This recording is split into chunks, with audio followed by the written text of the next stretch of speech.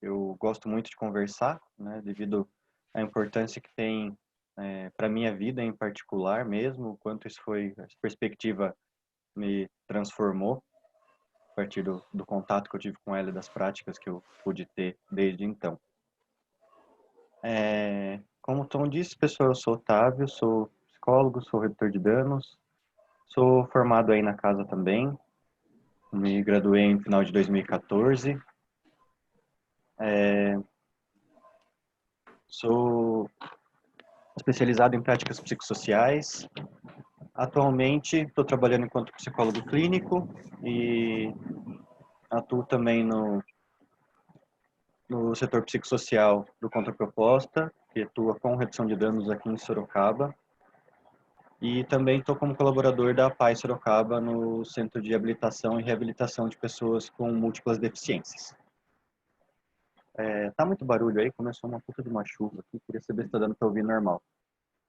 Tá Então, dando beleza. para te ouvir bem. Dá para ouvir um pouco de chuva, né? Hoje aqui também foi uma tempestade, né? Mas dá para te ouvir bem, querido. Aqui começou agora e começou a ficar bem barulhento, mas tranquilo então. Vocês estão estudando algumas coisas, né, igual o Tom comentou, a respeito do uso de substâncias, sobre drogas no sentido geral, imagino, mas eu queria partir um pouco aí desse começo mesmo, para a gente poder estar falando uma mesma língua e saber de onde eu estou partindo também para trazer as ideias e as propostas que eu venho trazer aqui para a nossa reflexão. Então, sempre que eu vou falar sobre isso, eu começo com uma pergunta chave para a gente saber para onde caminhar. Aí no Zoom tem aquela possibilidade de erguer a mãozinha, então quem se sentir à vontade pode fazer isso. Quem não se sentir à vontade, tudo bem também.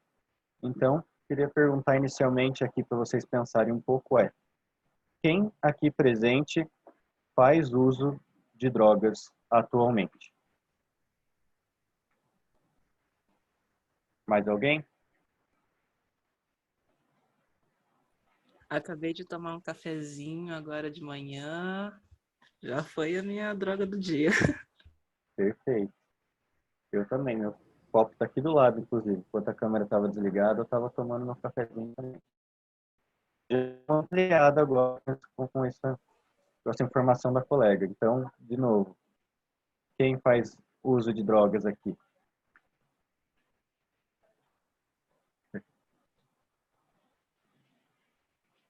Eu sempre coloco essa questão porque a gente, culturalmente, associa a ideia de drogas somente a substâncias psicoativas e somente a drogas ilícitas. No máximo, a gente encaixa o álcool e o tabaco ali, mas a gente ainda, não à toa, a gente tem vários motivos, mas não à toa a gente coloca o álcool e outras drogas também, né? Então, é necessário ter um toque a mais nesse sentido, porque a maioria da população não vê dessa forma. E não só pensando nessas drogas, se a gente for pegar o conceito da Organização Mundial de Saúde, droga é qualquer substância que cause alguma alteração no funcionamento do organismo vivo, né? Então, nessa perspectiva, a gente amplia muito, para muito mais ainda do que as substâncias que fazem alguma alteração no nosso sistema nervoso, que são as substâncias psicoativas, né? Então, isso entra todas as medicações, não à toa a questão da farmácia enquanto drogaria, né? De fato, são drogas que são comercializadas ali. Podemos entender a farmácia enquanto uma biqueira legalizada, enquanto uma biqueira que está dentro da lei, vendendo drogas sem ser considerado tráfico, sem ter problemas com polícia e outros conflitos ali. Então, a ideia de droga a gente passa inicialmente por isso, por qualquer substância que cause alguma alteração no organismo vivo, né? Que pode ser no sistema nervoso central ou não. A gente vai falar mais aqui, devido ao interesse mesmo nesse assunto, sobre as substâncias psicoativas, que são as drogas psicoativas, os psicotrópicos, mas é bom ter sempre isso em mente para a gente não se confundir mesmo e não se deixar levar por alguns outros detalhes que são importantes, porque quando a gente coloca a droga nesse conceito ampliado, a gente pode incluir aqui também diversos alimentos, inclusive, né, dos quais a gente faz consumo diariamente. alguns alimentos, inclusive, sem valor nutricional nenhum. A gente utiliza puramente enquanto droga mesmo, né? Enquanto substância psicoativa mesmo, muitas vezes. Alguns a gente nem tendo tanta noção, como, por exemplo, a gente falou do café. O café, acho que o pessoal já entende um pouco melhor que de fato é droga e tal. Ainda existiam algumas discussões porque ninguém quer se reconhecer enquanto usuário de droga devido ao estigma que isso carrega, mas o café já é algo mais de conhecimento geral. Mas uma outra que eu gosto sempre de comentar aqui é o açúcar. O açúcar é um estimulante do sistema nervoso central, né? Então age de forma muito parecida, com mecanismos muito parecidos com a da cocaína, por exemplo, né? Então, e essa é uma das que não tem valor nutricional nenhum. O açúcar não serve para nada no nosso organismo, a não ser para nos dar o prazer, seja pelo sabor, mas também pelo estímulo que ele nos proporciona. E é uma droga que a gente está dando para crianças diariamente, incentivando este uso e tudo mais. Então, quando a gente vê aquelas brincadeiras de uma criança agitada porque fez o uso ou consumiu muito doce, não é só brincadeira, é fato. A criança está agitada porque ela está sob efeito de uma substância psicoativa muito potente para ela. A gente vai ficando resistente, então na vida adulta a gente não sente tanto isso. Mas para uma criança, de fato, ela fica agitada quando está sob efeito de açúcar. Então, estou dando esses detalhes mais para a gente ter um ponto de partida comum, né? E entender que eu não estou falando somente de substâncias ilícitas ou somente daquela tríade comum da gente ver na televisão, nas notícias, da maconha, cocaína e crack. É muito além disso, né? Para várias outras substâncias também ainda dentro da ilegalidade e outras já regulamentadas aqui no território nacional. Então, a partir disso, falar um pouco diretamente sobre a redução de danos. Eu não sei o quanto vocês conhecem, então vou dar uma pincelada geral. Quando a gente ouve falar sobre tratamento e cuidado, mais o cuidado mesmo, acho que eu gosto mais dessa palavra, relacionado ao uso problemático ou ao uso mesmo de substâncias psicoativas aqui no Brasil, a gente tem maior conhecimento sobre as internações. Quando alguém vai procurar tratamento para isso, a primeira coisa que a pessoa procura normalmente é uma internação, porque é aquilo que a gente conhece, é aquilo que a gente sempre ouviu e é divulgado constantemente enquanto possibilidade, que a pessoa que está fazendo uso, ela começa a não dar conta da sua própria vida, então ela vai se internar para, a partir disso, poder ter uma desintoxicação e depois voltar a ter condições de socializar e cuidar de si mesmo. Então a gente sempre ouve isso, né? A gente sempre vê muito forte essa cultura aqui no Brasil por diversos motivos, mas aí a gente entra nisso depois. A redução de danos ela vem na contramão disso. Por quê? Porque a gente entende dentro da redução de danos que não é excluindo o sujeito do seu local de convívio, do seu local de socialização, e aonde ele encontra sentidos e constrói sentidos para a própria vida e os afetos dele estão presentes nesse espaço, não é excluindo ele dali que ele vai necessariamente ter algum tipo de ganho para com os seus objetivos, né? Então, a redução de danos ela surge inicialmente nos anos 70, mais ou menos na década de 70. Tem alguns relatos de uns embriões disso anteriormente, mas formalmente ela surge ali nos anos 70, na Europa, entre Holanda e Reino Unido, mais especificamente a Inglaterra, que são dois países que investiram mais nessas estratégias no período pós-guerra, né? Porque acabando a Segunda Guerra Mundial, teve uma coisa muito grande de um uso intenso de algumas substâncias por parte dos soldados que voltaram dessas guerras, porque, né, deve ser bastante complicado, eu imagino, se é que eu consigo imaginar, como é viver um contexto de uma guerra do tamanho como aquilo foi, né? Então, muitos faziam uso de anfetaminas para se manter acordados e despertos, enfim, em alerta durante os campos de concentração. E após isso também faziam bastante uso de álcool e de opiáceos, como, por exemplo, a heroína, para conseguir dormir, conseguir descansar, conseguir minimamente encontrar algum relaxamento devido ao estresse pós-traumático que ficou a partir dessa experiência profundamente traumática na vida deles, né? Então, ali nos anos 60 e anos 70, ainda estava muito intenso esse uso de resquício da guerra, né, dos traumas da guerra. E na época era muito comum o uso da heroína, ele era mais intenso no pós-guerra mesmo. Na época a heroína, ela enquanto um depressor do sistema nervoso, assim como o álcool, mas numa intensidade muito maior, as pessoas conseguiam descansar ou conseguiam às vezes dar uma apagada mesmo para lidar com a ansiedade e todas as outras coisas causadas por esse estresse e esses traumas. Então, como a heroína é feita através de uso injetável, na maioria das vezes, as pessoas têm uma cultura, como a gente pode reparar na cultura do uso de substâncias até hoje, que costuma ser algo coletivo, né? Quando alguém está fumando maconha, costuma compartilhar o baseado. Quando alguém está tomando uma cerveja no bar que seja, é um mesmo litrão que está ali, todo mundo está enchendo seus copos. Hein? Tem uma questão de socialização nisso também, né? Então, as pessoas compartilhavam suas seringas para aplicar a heroína naquele período. Vocês vão ouvir alguns latidos, meus cachorros estão aqui do lado. Então, o que aconteceu com esse compartilhamento de seringa na época? Começou a ter uma taxa de transmissão muito grande de algumas doenças, como na época a hepatite B e C.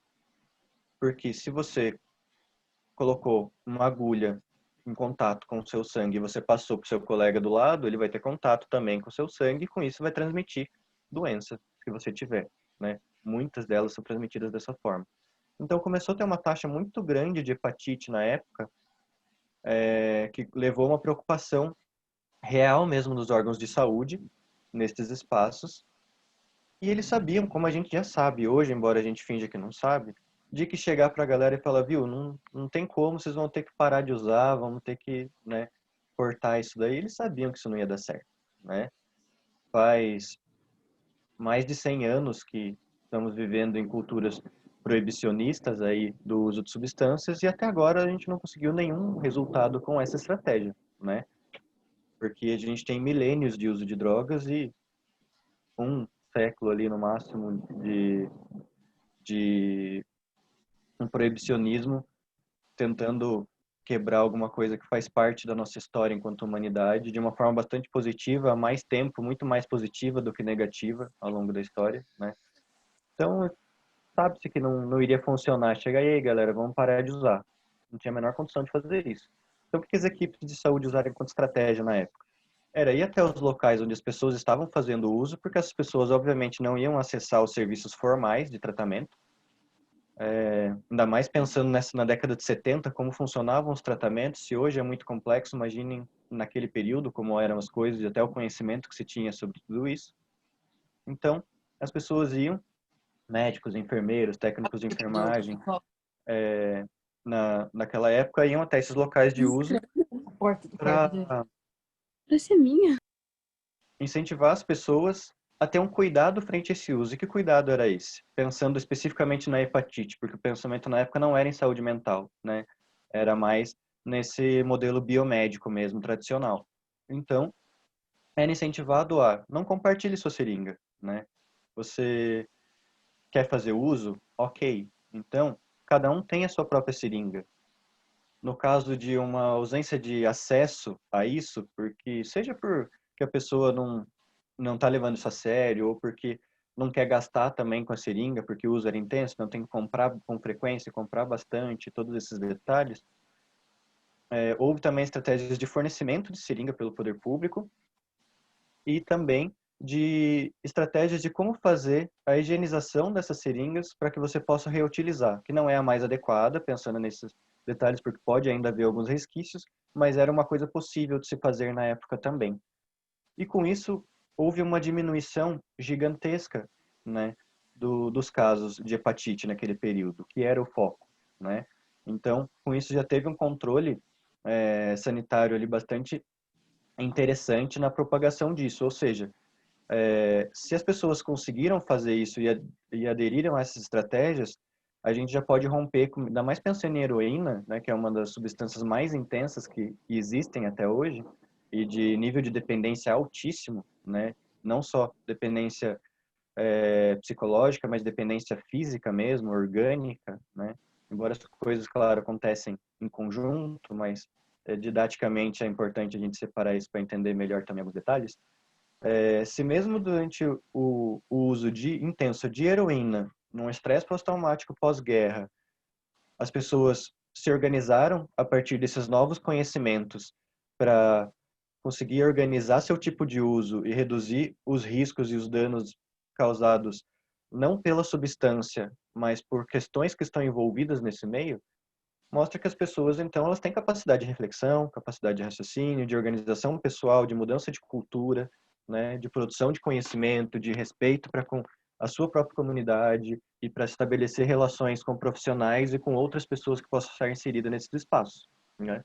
Então, isso já mostra que aquela ideia que a gente carrega de forma muito intensa aqui no Brasil, devido ao boom que teve do crack nos anos 2000, daquela ideia de zumbi, de pessoa que não consegue mais pensar por si mesma e de todos esses detalhes, já cai por terra há 40 anos atrás, ali, né? 50 anos atrás. Então, e a gente ainda está falando disso até hoje, né? Mas a gente já vê uma primeira coisa aí já sendo quebrada, uma primeira falsa ideia. Além de que a gente vê também que o cuidado é possível de outras formas.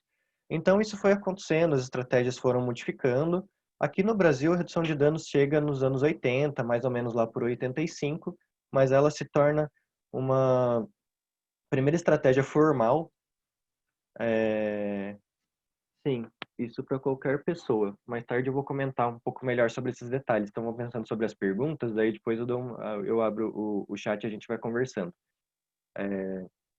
Podem ir mandando também, e depois eu vou caçando as perguntas no chat para responder com mais calma. Aqui no Brasil chega em 85, mais ou menos, em Santos, e vai se tornar uma estratégia oficial em 89, ali na cidade de Santos mesmo. Por que Santos, né? É meio curioso pensar por que chega atrás. Normalmente a gente pensaria que chegaria em São Paulo, Rio de Janeiro, mas não, chega em Santos, porque Santos ainda é um dos maiores portos que a gente tem no país, né? Então, parece que é só a nível simbólico, mas não, né? Ainda mais naquele período sem internet, muitas das novidades chegavam, né, através desses espaços, porque eram pessoas que viajavam por diversos espaços no mundo, eram pessoas que estavam recebendo mercadorias ali, inclusive muitas drogas também ainda chegam pelo Porto de Santos. As pessoas sabem disso, não é como se isso fosse escondido também, então é vista grossa mesmo que você tem que contar isso, por vários detalhes aí que não convém entrar agora. Mas essas informações também chegaram através de Santos, e por quê? Porque nos anos 80 surge a AIDS, né? E começa a ter uma taxa de transmissão muito grande. E aqui no Brasil, nesse período, era feito um uso muito intenso de cocaína injetável, né? Não sei se todo mundo sabe, mas a cocaína é possível de se fazer uso tanto aspirado, que é o mais comum que a gente ouve falar, quanto fumado, no caso no formato de crack, porque crack nada mais é do que um resquício daquilo que tem de impuro no processo de fabricação da cocaína, mas que mantém os mesmos princípios ativos,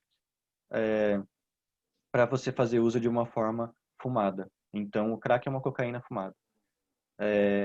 Naquela época era feito de forma injetável. Era muito comum isso, ainda tinha essa cultura. E com isso a transmissão das hepatites, né, igual eu falei na Europa também aconteciam aqui de forma intensa, mas naquele período que começou a chamar mais atenção foi a AIDS, porque era uma doença nova, ninguém sabia como cuidar, ninguém sabia nem do que se tratava direito, né? Então, a mesma bagunça, claro que de formas um pouco diferentes, né, dado alguns detalhes e especificidades, mas a mesma bagunça e medo que foi e está sendo aqui com a questão do Covid, na época se tinha com a AIDS, porque não sabia-se ainda como que era a transmissão, como que eram esses detalhes, eram os primeiros estudos, então até se compreender e desenvolver modos de tratamento, precisou-se de tentar todos os tipos de cuidados, e com isso chega a redução de danos aqui, e em 89 é colocada uma lei municipal em Santos para possibilidade da atuação enquanto redução de danos. Então, da mesma forma que na Europa os profissionais da saúde foram até os locais de cena de uso de substância, começou a ser feito aqui no Brasil também lá.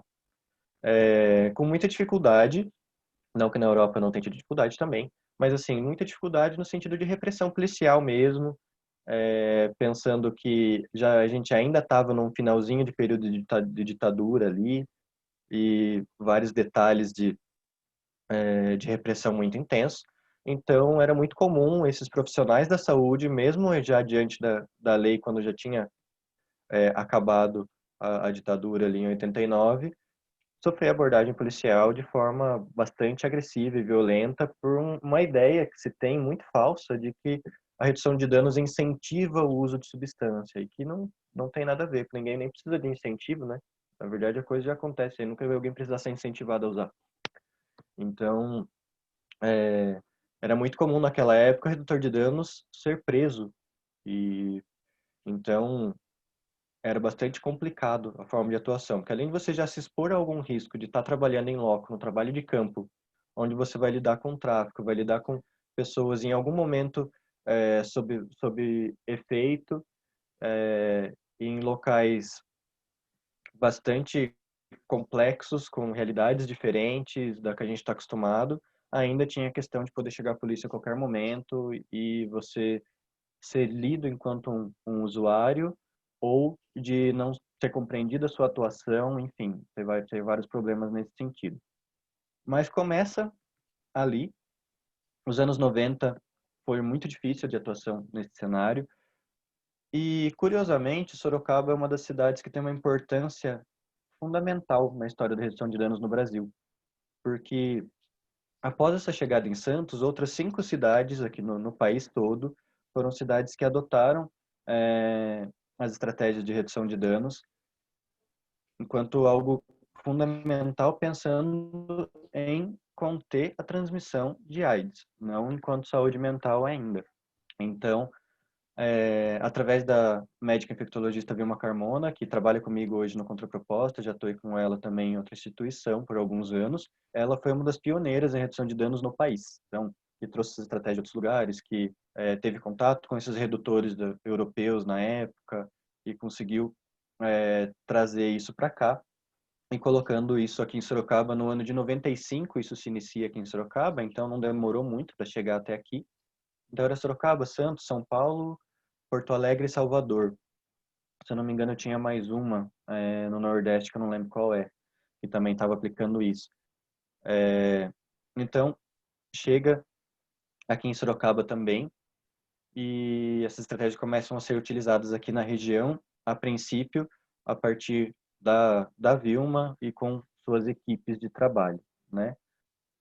E também com essa mesma dificuldade. Ela mesma já foi abordada na rua em diversos momentos, porque não se sabia o que ela estava fazendo. Então, o trabalho de redução de danos na época era feito, ainda é feito, mas ela tinha uma vertente muito intensa para os profissionais do sexo, pensando em sexo seguro, afinal estamos falando de transmissão de DSTs, né, e é uma população de risco e está vulnerável nesse sentido, e também porque é muito comum o uso de cocaína por essa população, afinal trabalha à noite, então precisa se manter acordado, então o uso dessas substâncias era muito comum. Então ela fazia um trabalho muito intenso com essa população, e ela era abordada pela polícia na época na rua por confundida enquanto profissional do sexo. Ela tinha que dar carteirada de CRM ali para mostrar quem ela era e tudo mais, várias complicações nesse aspecto. Mas o cenário vai melhorando, e em 2005, no segunda metade do governo Lula, colocado e criada uma política nacional de redução de danos. Então foi uma vitória muito intensa, isso muito grande, porque já estava numa transição na questão de uma visão relacionada à saúde mental, que eu vou comentar, e essa política foi colocada de forma a preconizar o uso da redução de danos na atenção ao usuário de substância psicoativa. E preconizar, nesse caso, significa o quê? Que todo tratamento precisa inicialmente passar por isso. Não significa que não pode fazer outras coisas e nem que não podia mais internação, mas que todo tipo de cuidado e atenção a essa população precisa passar pela redução de danos. E então todos os CAPs AD, que são os CAPs que fazem o cuidado para pessoas em uso de substâncias específico, trabalhavam com redução de danos, tanto internamente, tanto lá dentro, quanto mantendo também o trabalho de campo, o trabalho de rua, de acesso a essa população mais vulnerável, né? Essa política, ela existiu de 2005 a 2017, quando Temer entra logo no início ali do pós-golpe, uma das primeiras coisas que é feito é o cancelamento dessa política e o fortalecimento da visão manicomial novamente. Se a gente pegar a atual política de drogas, ela volta a uma ideia bastante manicomial, porque se a gente for ver ali no século passado, ainda nessa segunda metade, as pessoas que faziam uso de substâncias, elas eram internadas em hospitais psiquiátricos, né? Não se tinha, não que se, enfim, tem vários detalhes que a gente ainda vai conversar sobre a questão das comunidades terapêuticas, mas na época não se tinha nem as comunidades terapêuticas, elas estavam começando a surgir e com uma outra proposta que não é atual também. As pessoas eram internadas em hospital psiquiátrico daquela forma que vocês sabem como era o funcionamento, então, como era lidado com essa população, e eles eram também jogados ali dentro e tudo mais, tinha essa questão de um não cuidado, né? De mais violência do que de cuidado também. Então, a gente volta um pouco com essa visão a partir dessa mudança da política de drogas ali no governo Temer, né? E atualmente, então, a gente não tem mais essa política de redução de danos, então a gente volta a estar em risco atuando desta forma quando estamos no trabalho de campo. Porque, por exemplo, quando eu estava na rua trabalhando, eu sempre levava comigo, enquanto uma questão de uma proteção, um documento com a lei e assinado por profissionais médicos, porque querendo ou não, a gente vive também sobre essa questão de um poder médico e tudo mais, então enquanto psicólogo, policial não ia estar nem aí porque eu estou falando, mas se eu mostrasse uma carta médica, ele ia começar a prestar atenção. E usei algumas vezes, de fato, isso, porque, de fato, a polícia chegava a esses locais em alguns momentos e a gente precisava ter um diálogo um pouco diferente ali para tentar minimizar tanto um risco para nós como trabalhadores, mas também para a população que estava ali, né? Atualmente a gente volta a ter esses riscos, não que a redução de danos seja proibida, não existe uma proibição, ela é entendida enquanto uma prática possível hoje, mas não se tem uma lei que garanta, né, o nosso trabalho, que fortaleça e cuide do nosso trabalho enquanto redutor de danos, né? Então, a redução de danos ela tem esse histórico aqui, tanto aqui no Brasil quanto na Europa. E o que ela faz, né? Eu falei sobre a questão de troca de seringa, eu falei sobre essas coisas mais básicas históricas. A redução de danos ela não é somente uma abordagem ou uma técnica específica, né? A gente compreende a redução de danos mais enquanto uma postura ética frente à vida, mas que carrega esse histórico muito grande da questão do cuidado com a pessoa em uso de substâncias. E então, a partir disso, ela acaba sendo uma política de saúde, né? Então, ela está inicialmente vinculada às políticas de saúde, embora hoje ela já tenha assim, uma visão muito mais ampliada isso para outras políticas e outras questões da vida, né? E é uma postura ética que vai ver o indivíduo, não vai ver a substância. É uma ideia de resgatar, né, de alguma forma, um olhar, né, sociopolítico para esse indivíduo, para muito além do uso que ele faz e de qual substância que ele faz, e também não só pensando no uso não, na visão que as pessoas têm para com esse indivíduo, mas na própria visão que o indivíduo tem com ele mesmo, né? Porque as pessoas que estão em uso carregam também esses preconceitos históricos, né? Então, não é como se a pessoa que está em uso ela não tivesse esse preconceito com outras pessoas que estão em uso ou com a própria substância. Então, isso também carrega outros sofrimentos e traz outros sofrimentos para essa pessoa que está ali em uso devido a todos esses detalhes. Então, a ideia é cuidar de todo o contexto no qual essa pessoa está inserida também. Então, não é simplesmente chegar na hora de uma conversa e perguntar o que você está usando, quando você está usando, você tem que parar, que senão você vai morrer, porque senão você vai entrar pro crime ou vai fazer alguma outra coisa, né?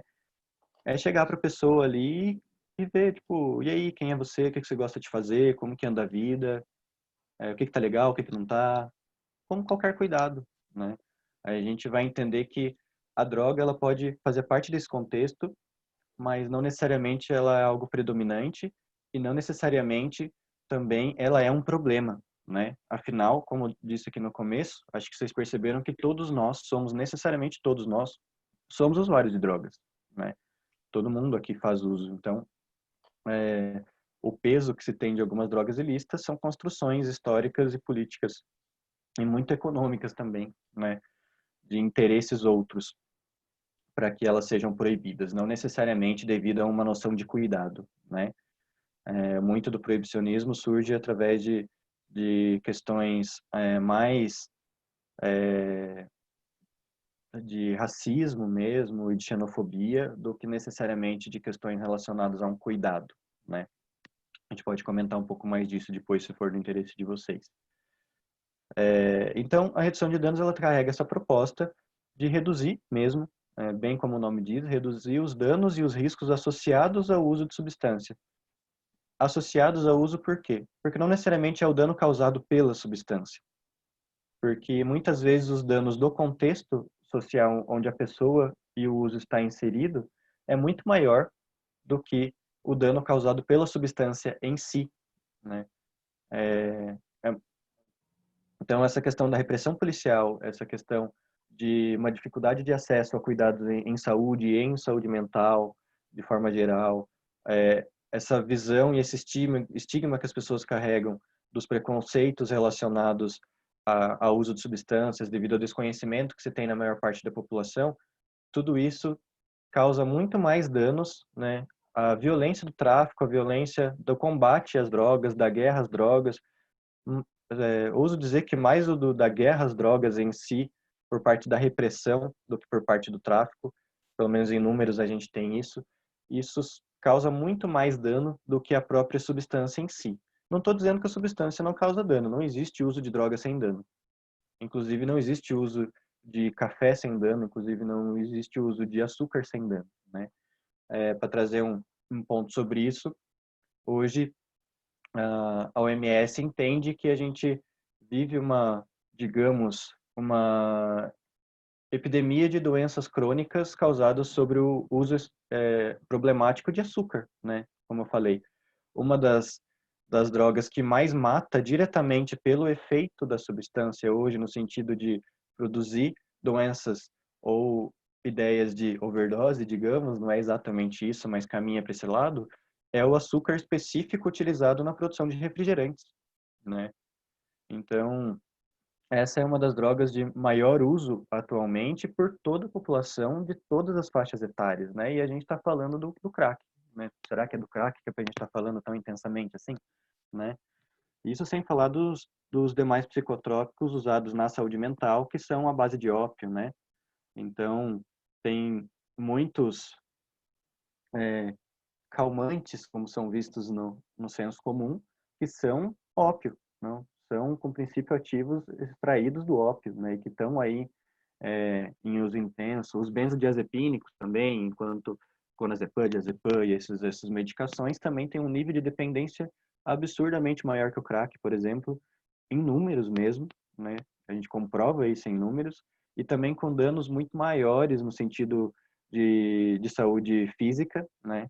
Mas está regulamentado, está dentro da lei, é uma droga de madame, né? Então a gente sabe que os outros danos, que são os que são visíveis ali, não aparecem, né? Porque tem questões sociais e políticas ali por trás desse tipo de uso, né?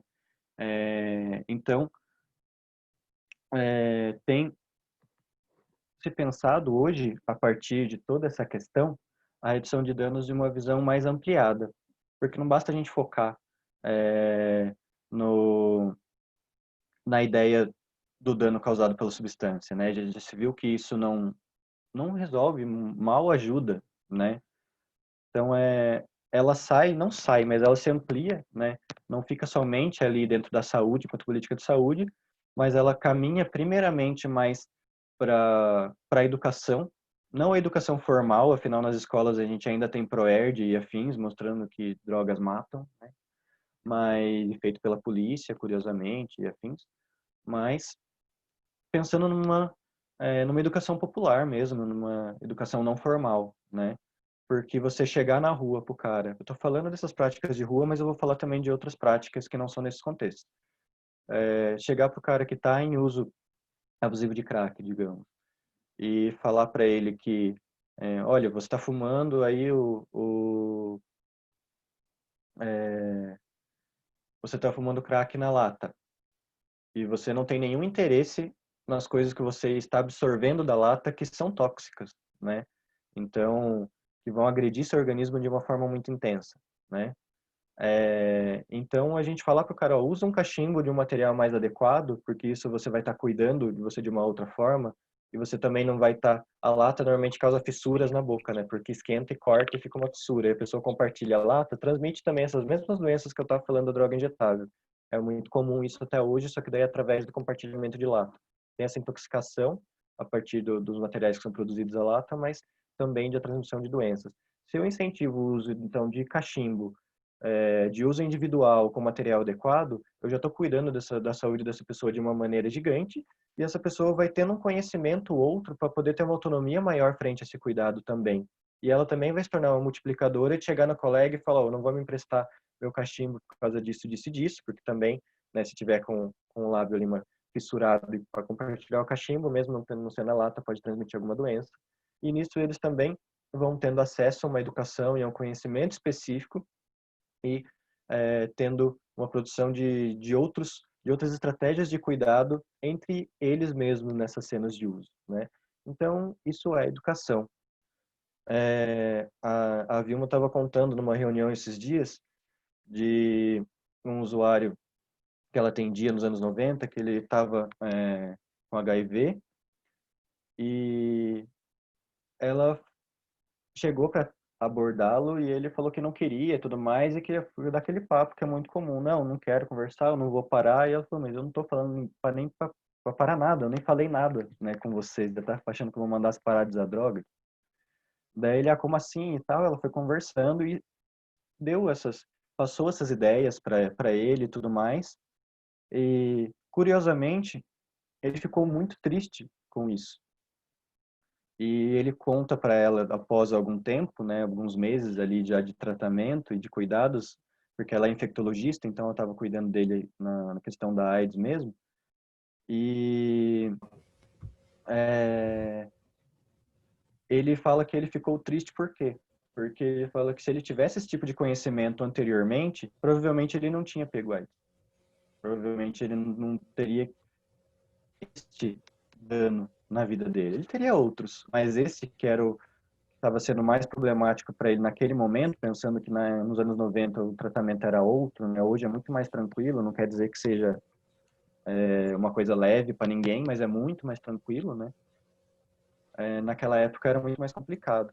Então, eu gosto dessa história porque mostra o quanto o acesso às informações adequadas e ao conhecimento específico ali, mesmo que e principalmente, na verdade, de uma forma não acadêmica, numa linguagem acessível, de uma forma muito prática para a vida cotidiana, transforma a vida das pessoas, né? É uma pessoa que poderia não ter contraído uma doença, ela tivesse acesso a isso.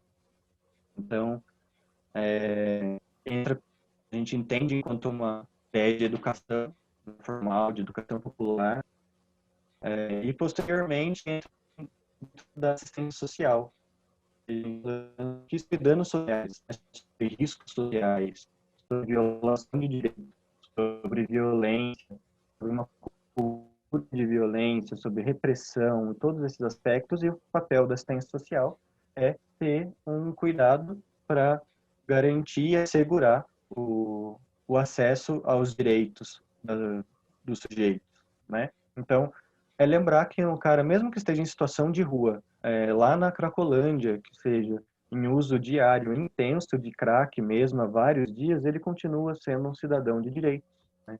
É uma coisa básica, é uma coisa que deveria ser muito simples de compreensão, mas sabendo que não é, sabendo que tem muito preconceito em relação a isso, né? Tem muitas visões bastante problemáticas que acabam aumentando esse dano. E só para fazer um comentário interessante, quando a gente fala de Cracolândia, a maioria das pessoas nunca foi até lá, então não conhece, não sabe como funciona. A oportunidade de trabalhar em São Paulo enquanto reitor, num serviço de abordagem social para a situação de rua, eu estava na época responsável mais pela Praça Sé. Já passou a imaginar como estava o meu trabalho. Mas a instituição na qual eu era colaborador também atuava ali na Cracolândia e eventualmente eu tive alguns trabalhos feitos lá.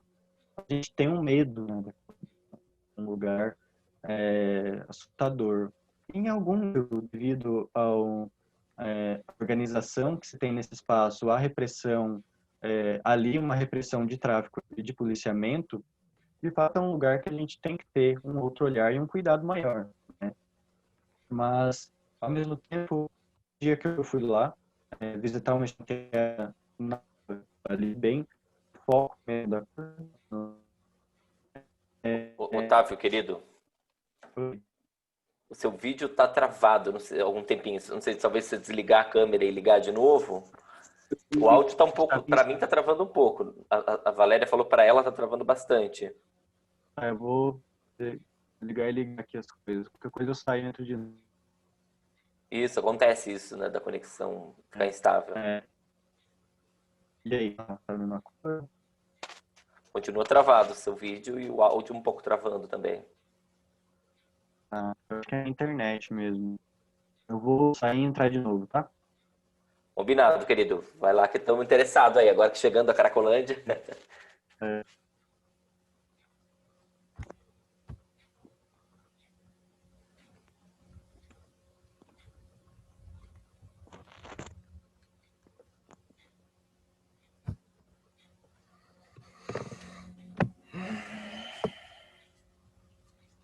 Tem alguém com o microfone ligado. A gente só se vê na segunda-feira, né, pessoal? Não na próxima, no dia 19. Semana que vem não tem aula nem na segunda nem na sexta. Só para lembrarmos. Semana de folga aí das nossas aulas.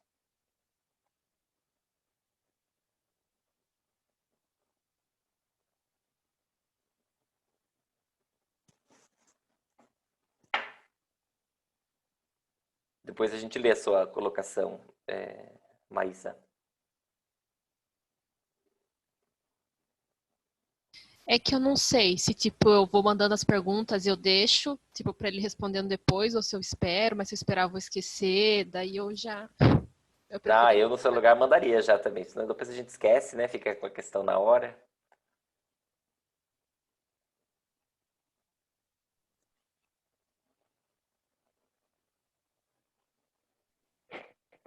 Mas bem bacana, né? A experiência que ele tem.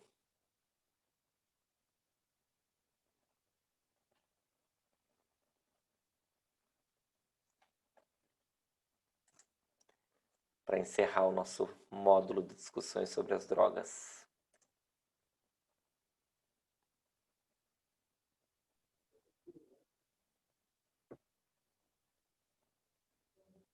Entrei pelo 4G aqui. Como é que tá?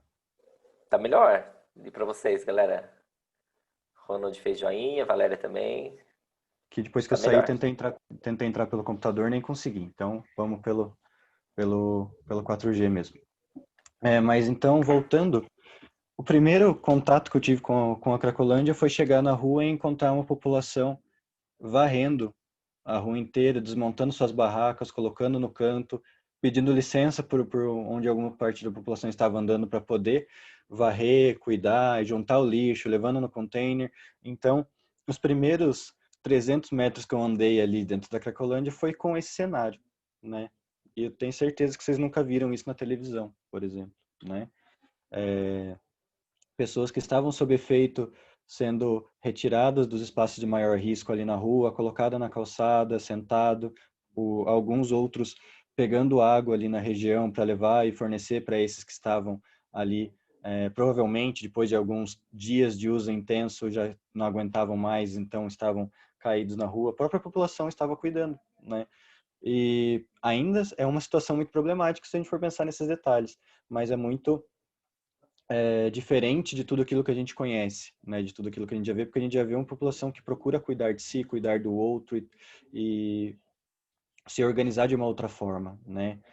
Então acho muito interessante essa experiência foi bastante impactante para mim, embora a nível teórico eu já soubesse que isso acontecia pelo contato com alguns redutores de São Paulo, mas estar lá e vivenciar isso foi uma experiência bastante diferente, né?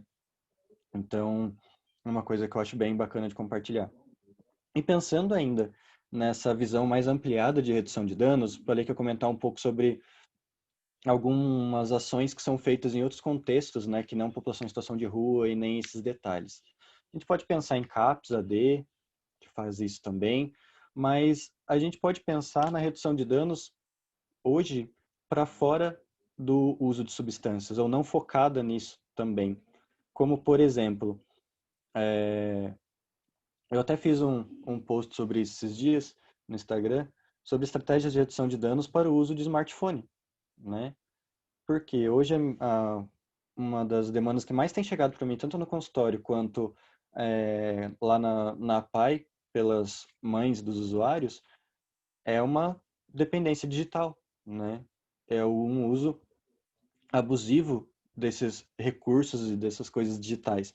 E por que fica complexo quando a gente entra nesse campo? Porque não é como se a gente pudesse ficar sem celular atualmente, né? Não é como se a gente conseguisse ter um convívio social, tanto no sentido de socialização mesmo, quanto na questão de trabalho e tudo mais. Agora eu estou aqui e está chegando um monte de mensagem para mim do trabalho, dos dois lugares, né? Então, o quanto eu estou prestando atenção em vocês, pensando no que eu estou falando e lendo umas mensagens ali de demanda que eu vou ter que resolver mais tarde, né? Então, como que a gente consegue manter um foco, manter uma tranquilidade e não se estressar e não ficar ansioso, né, com isso? Ainda mais com a forma como são produzidos e programados todas essas coisas que são utilizadas ali, que a gente não pode entender o mundo digital enquanto droga inicialmente, porque a classificação coloca enquanto substâncias que alteram, né? Porém, os mecanismos de ação, eles alteram também o organismo, eles acessam o nosso organismo via outros tipos de estímulos, né? Então, a dependência acontece mesmo hoje, né? E a questão é que como o uso é necessário, não se dá uma atenção muito grande para isso, né? E não é percebido todos esses detalhes. As pessoas conseguem se esconder e conseguem ter uma vida até funcional dentro da sociedade com um uso problemático do celular, mas com um sofrimento muito intenso, né? Então, isso é uma questão muito importante, né?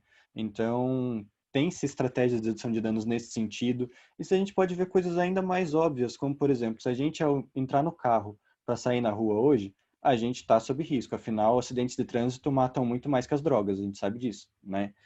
Então, se você coloca um cinto de segurança, você está usando uma estratégia de redução de danos, porque você está reduzindo os riscos possíveis associados àquele uso desse tipo de transporte que você está fazendo. Se você usa um capacete, você está se cuidando de uma outra forma, que moto, né, tem riscos ainda maiores pela exposição que você fica. Se você usa um capacete, você está se cuidando, isso é uma estratégia de redução de danos, porque você não vai deixar de fazer o uso da moto ou do carro, né, devido a essa necessidade diária, mas você sabe que você está se expondo a alguma coisa que pode ser muito grave, né? Então, a gente pode compreender, e é compreendido hoje de uma maneira maior, que o cinto de segurança, o capacete, a presença de um extintor dentro do carro, por exemplo, e todos esses detalhes são estratégias de redução de danos também, né? Então, a gente não falou nada sobre droga para falar sobre redução de danos nesses contextos, né? Mas isso é usado também. Atualmente, então, a gente tem essa visão bastante ampliada, né? Então, é possível entender a redução de danos até mesmo enquanto estilo de vida, né? Porque eu costumo dizer que não tem como a gente viver sem redução de danos e todo mundo aplica redução de danos na própria vida ou incentiva a redução de danos na vida do colega, mesmo sem saber. Por quê? Vamos parar para pensar uma coisa de uma maneira bem simples. Nós somos seres para a morte, né? A única certeza real que a gente tem, por mais clichê que seja isso, não à toa é clichê, é que a gente vai morrer, né? O nosso corpo, ele existe para que ele chegue a um fim, né? Então, ele atinge um estado de maturação e começa a se decompor, se degradar diariamente por muito tempo até que ele não consiga mais estar vivo. Claro que a gente pode ter, se a gente for levar para outros campos aqui, a gente pode ter cada um suas crenças do que vai acontecer depois, mas pensando num primeiro momento sobre essa questão de organismo, né, a gente nasce para morrer, né? Então, viver causa dano. Não existe vida sem dano, né? Não tem como. Tudo causa dano. Então, se a gente opta por um tipo de alimentação mais saudável, se a gente opta por escolher e conhecer que tipo de alimento a gente está fazendo uso e consumindo diariamente, a entender quais são as estruturas sociais e econômicas que interferem no nosso acesso à alimentação e os tipos de alimento, ou até mesmo nessa questão do uso da tecnologia digital atualmente, ou na questão também até que hoje é de certa forma proibido dos jogos de azar, né? E dessas coisas, e outros vários detalhes como qualidade de sono, uso de medicação com fins terapêuticos, a própria socialização. Agora que a gente está nesse período de isolamento social, a gente percebe o peso que tem na nossa saúde o contato e o convívio social, né? Então, se a gente consegue se organizar diante de tudo isso, a gente está fazendo redução de danos conosco e com todos que estão à nossa volta. Não precisa necessariamente a gente estar falando sobre o uso de substância, a gente não precisa falar sobre formas de uso de substância necessariamente, né? Em algum nível isso também passa por isso, considerando que a gente precisa se alimentar e drogas estão presentes na nossa alimentação, né? Mas em contextos muito outros, de uma forma muito mais ampliada mesmo, a gente pode ter essa visão. Então, eu entendo que eu sou redutor de danos hoje, não somente porque eu atuo com essa perspectiva, porque mesmo de lá na APAE, que trabalho com deficiência, eu uso diariamente estratégias de redução de danos e fazendo questão de enfatizar que isso são estratégias de redução de danos com as crianças e até com bebês, né, de lá, porque dentro dos contextos de cada um, das vulnerabilidades que as pessoas vivem ali, a gente consegue adotar algumas das estratégias e criar estratégias para uma melhoria de qualidade de vida e de acesso a várias questões fundamentais e direitos fundamentais, né? Então, a gente vê também que a redução de danos ela é uma estratégia muito individualizada mesmo em alguns aspectos, no sentido de que o que funciona para um não necessariamente vai funcionar para o outro, né? A gente fala muito sobre isso na psicologia de uma maneira geral e nas práticas da RD é exatamente isso. Para algumas pessoas, inclusive, a única possibilidade de redução de danos de alguma substância é parar o uso mesmo, para algumas pessoas, né? Como, por exemplo, um cara que fez uso problemático e intenso ali de cocaína, por exemplo, entrou num surto psicótico e a partir daquilo acabou desencadeando de fato uma esquizofrenia, né?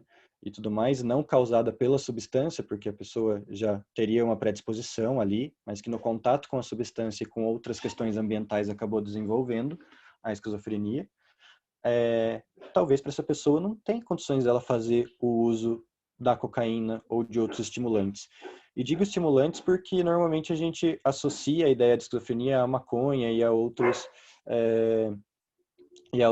substâncias psicodélicas, mas na verdade é muito mais comum, por exemplo, surtos ou crises um pouco mais relacionados à parte psicótica com estimulantes, né? Então, porque dá uma crise de ansiedade, uma crise de pânico e um surto, né? É um caminho muito comum, né? Então, para algumas pessoas, talvez essa substância não seja viável, mas ela nunca vai deixar de usar outras, né? Então, ela precisa controlar isso, mas não quer dizer que ela não vai conseguir usar alguma outra coisa que ela gosta, que ela não vai poder beber, por exemplo, né? Então, uma das críticas que eu tenho ao modelo de internação é que normalmente são... claro que, assim, existem lugares e lugares, pessoas e pessoas também nos profissionais e tudo mais, então, não é, eu estou falando de uma maneira muito geral, né? Também baseada em conhecimentos científicos de estudos relacionados a esses locais, então... E também de experiência pessoal de atuação nesses locais, porque minha primeira experiência com álcool e drogas foi numa comunidade terapêutica.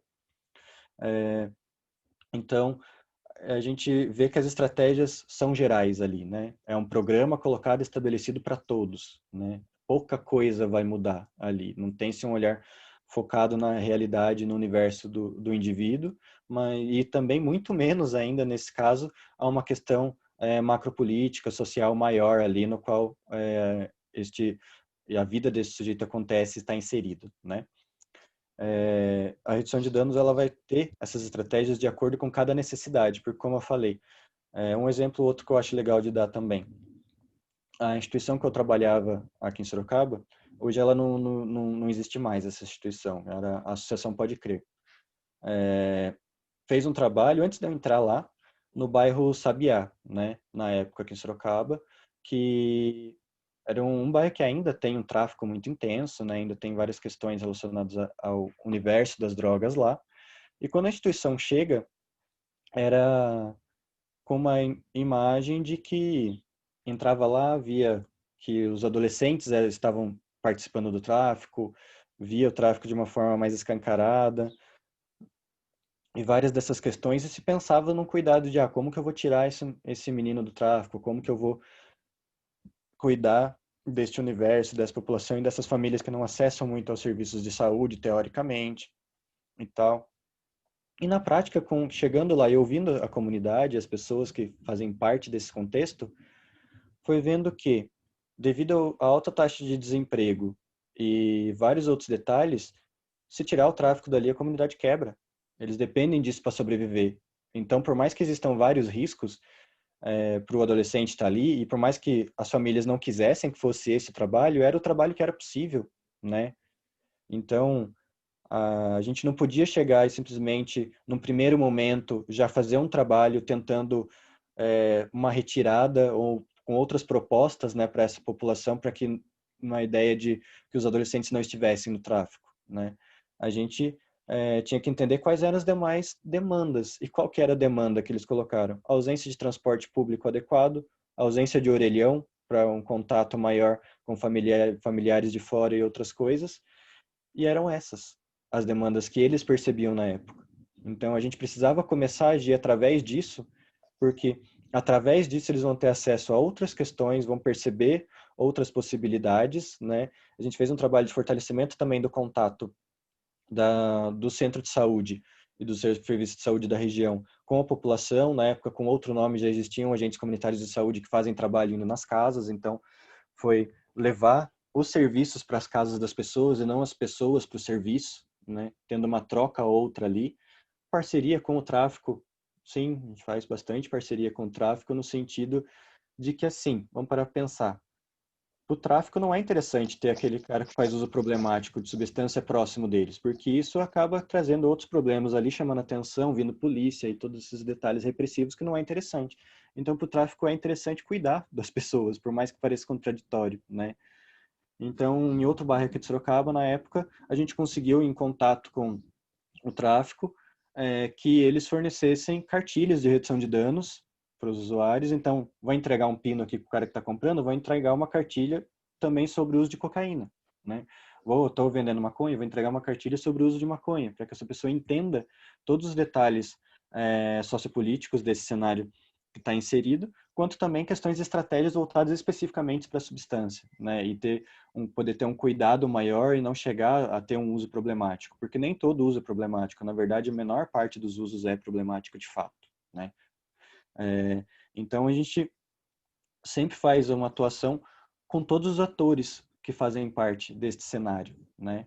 Então, nessas comunidades, a gente atua dessa forma. Em outras comunidades já de classe média ou de classe alta, são outros tipos de cuidado, porque são outras substâncias, é outra realidade, são outros os riscos, né? É um risco, muitas vezes, ainda maior de overdose por um acesso maior à substância, uma facilidade maior de compra, um estilo de vida que permite mais tempo para uso também, né? Então, tem vários detalhes aí que a gente tem que pensar. Principalmente quando a gente está falando sobre drogas sintéticas utilizadas em rave, por exemplo, que o pessoal chega a, de fato, morrer de superidratação, né? Porque dá sede, a pessoa toma água, toma água, toma água, toma água, toma água, até que ela, né, de fato, chega a morrer pelo excesso disso, né? Uma coisa bizarra da gente pensar, né? E nisso a gente está falando daí, normalmente, de uma classe média, ou uma classe média alta, ou talvez de uma elite mesmo, né?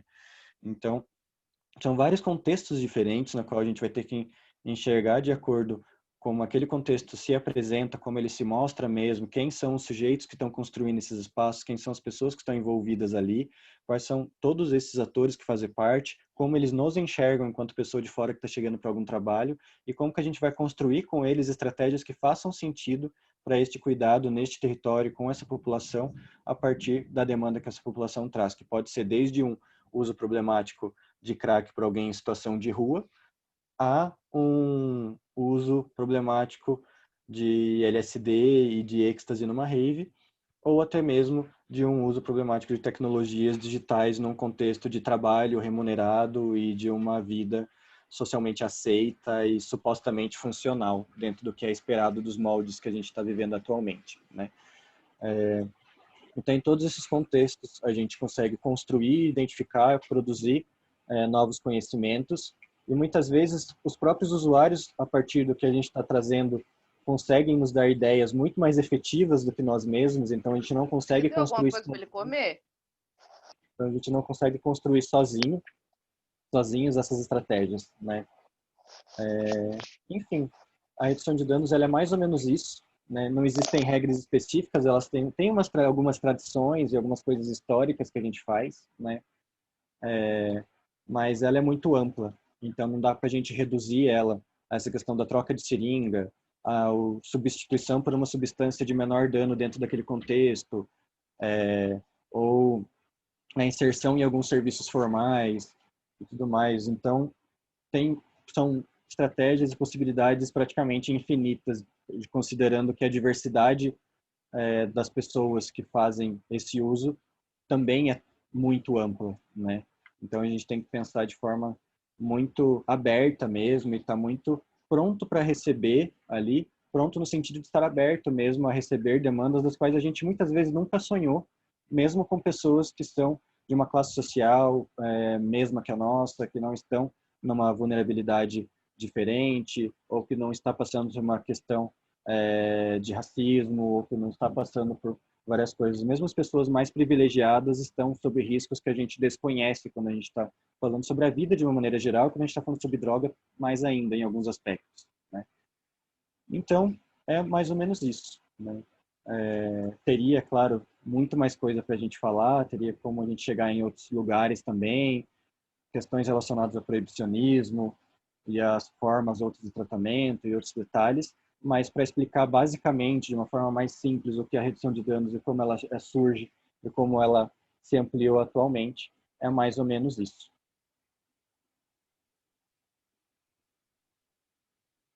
Se tiverem Muito mais legal, perguntas, querido. Temos perguntas, sim. deixa eu Obrigado achar por todas. eu não lembro onde eu acho o chat pelo celular. Fique tranquilo, eu acho que para você também vou lendo as perguntas e quem quiser ligar o microfone pode ligar também, né? Sim, eu gosto mais, inclusive, se alguém quiser fazer a pergunta aí, conversando, porque eu acho bacana essa troca mesmo, né? Então, o que me motiva a estar aqui, inclusive, é trazer, né, e poder, na verdade, ter essa troca junto com vocês, né? E aí, pessoal, vocês querem que eu leia ou não? Vocês mesmo ligam o microfone? Maísa tem a sua pergunta? Eu tenho duas.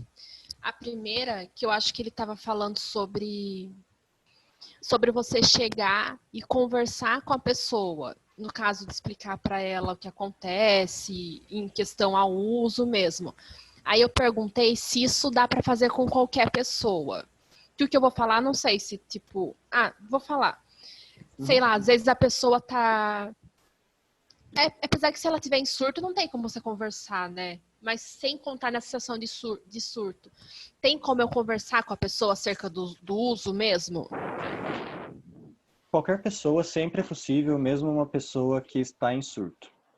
Por que eu coloco isso, né? Eu tive alguma experiência em CAPS também, né?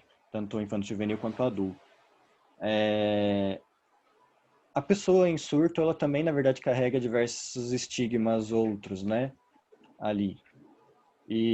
Mas, na maioria das vezes, na verdade, sempre dá para conversar. A questão é a forma como a gente vai conversar e o tipo de conteúdo que a gente vai trazer.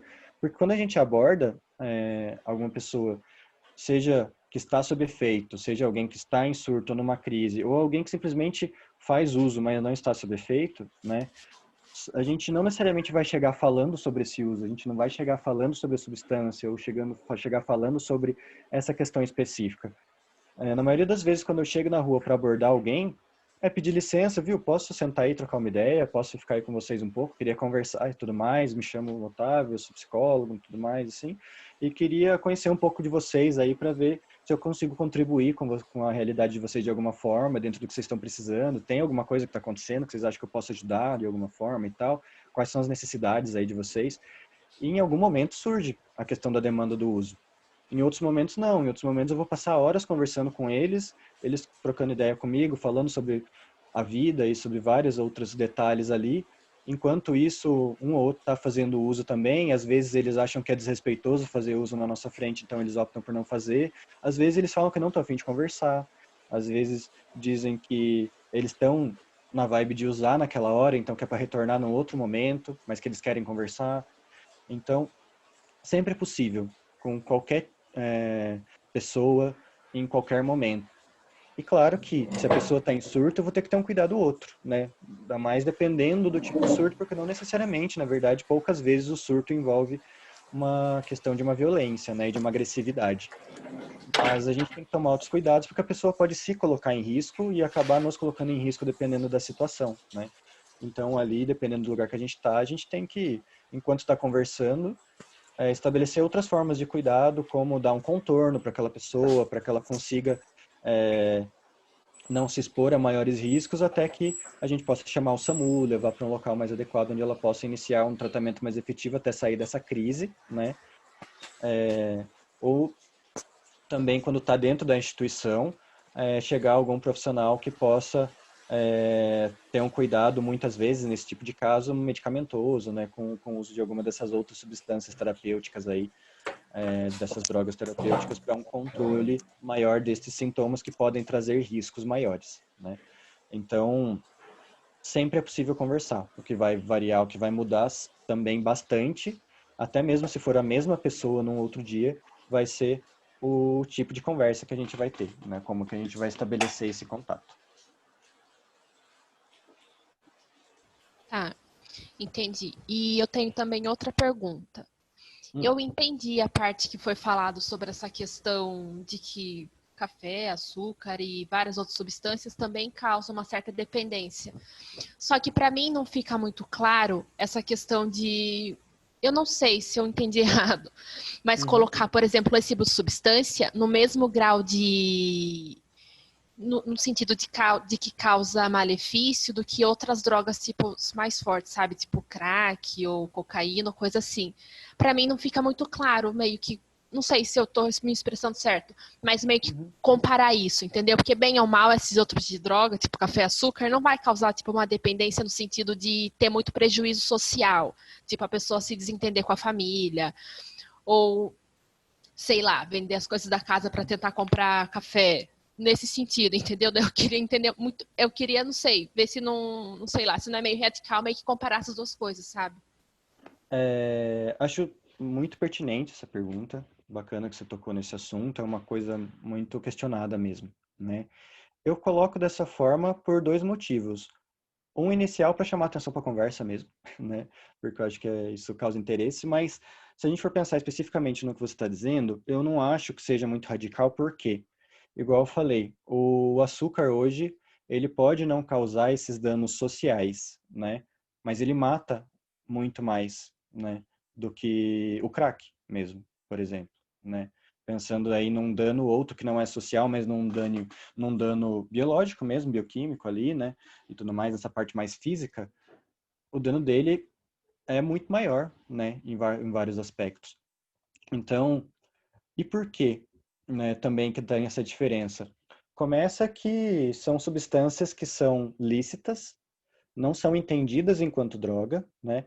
Mas pensando em nível de dependência, tem uma intensidade tão grande quanto o crack, por exemplo, né? Inclusive, essas três drogas, o açúcar, cafeína e o crack, são três substâncias que são estimulantes do sistema nervoso central, né? Então, elas agem de uma forma muito semelhante. Então, a questão delas serem vistas enquanto alimento é que faz com que não tenham tantos outros problemas no sentido social. Proíbe o açúcar hoje. A partir de hoje não pode mais ter açúcar. Pense como seria a convivência social. Se a gente pensa em pessoas que têm dificuldade com a organização da alimentação, tem pessoas que têm crise de ansiedade devido a uma desorganização com a alimentação, porque ela não consegue retirar determinados alimentos. A alimentação está diretamente relacionada ao prazer, assim como droga, né? Então, a gente come muito mais comida pelo prazer do que pelo valor nutricional que ela nos traz, né?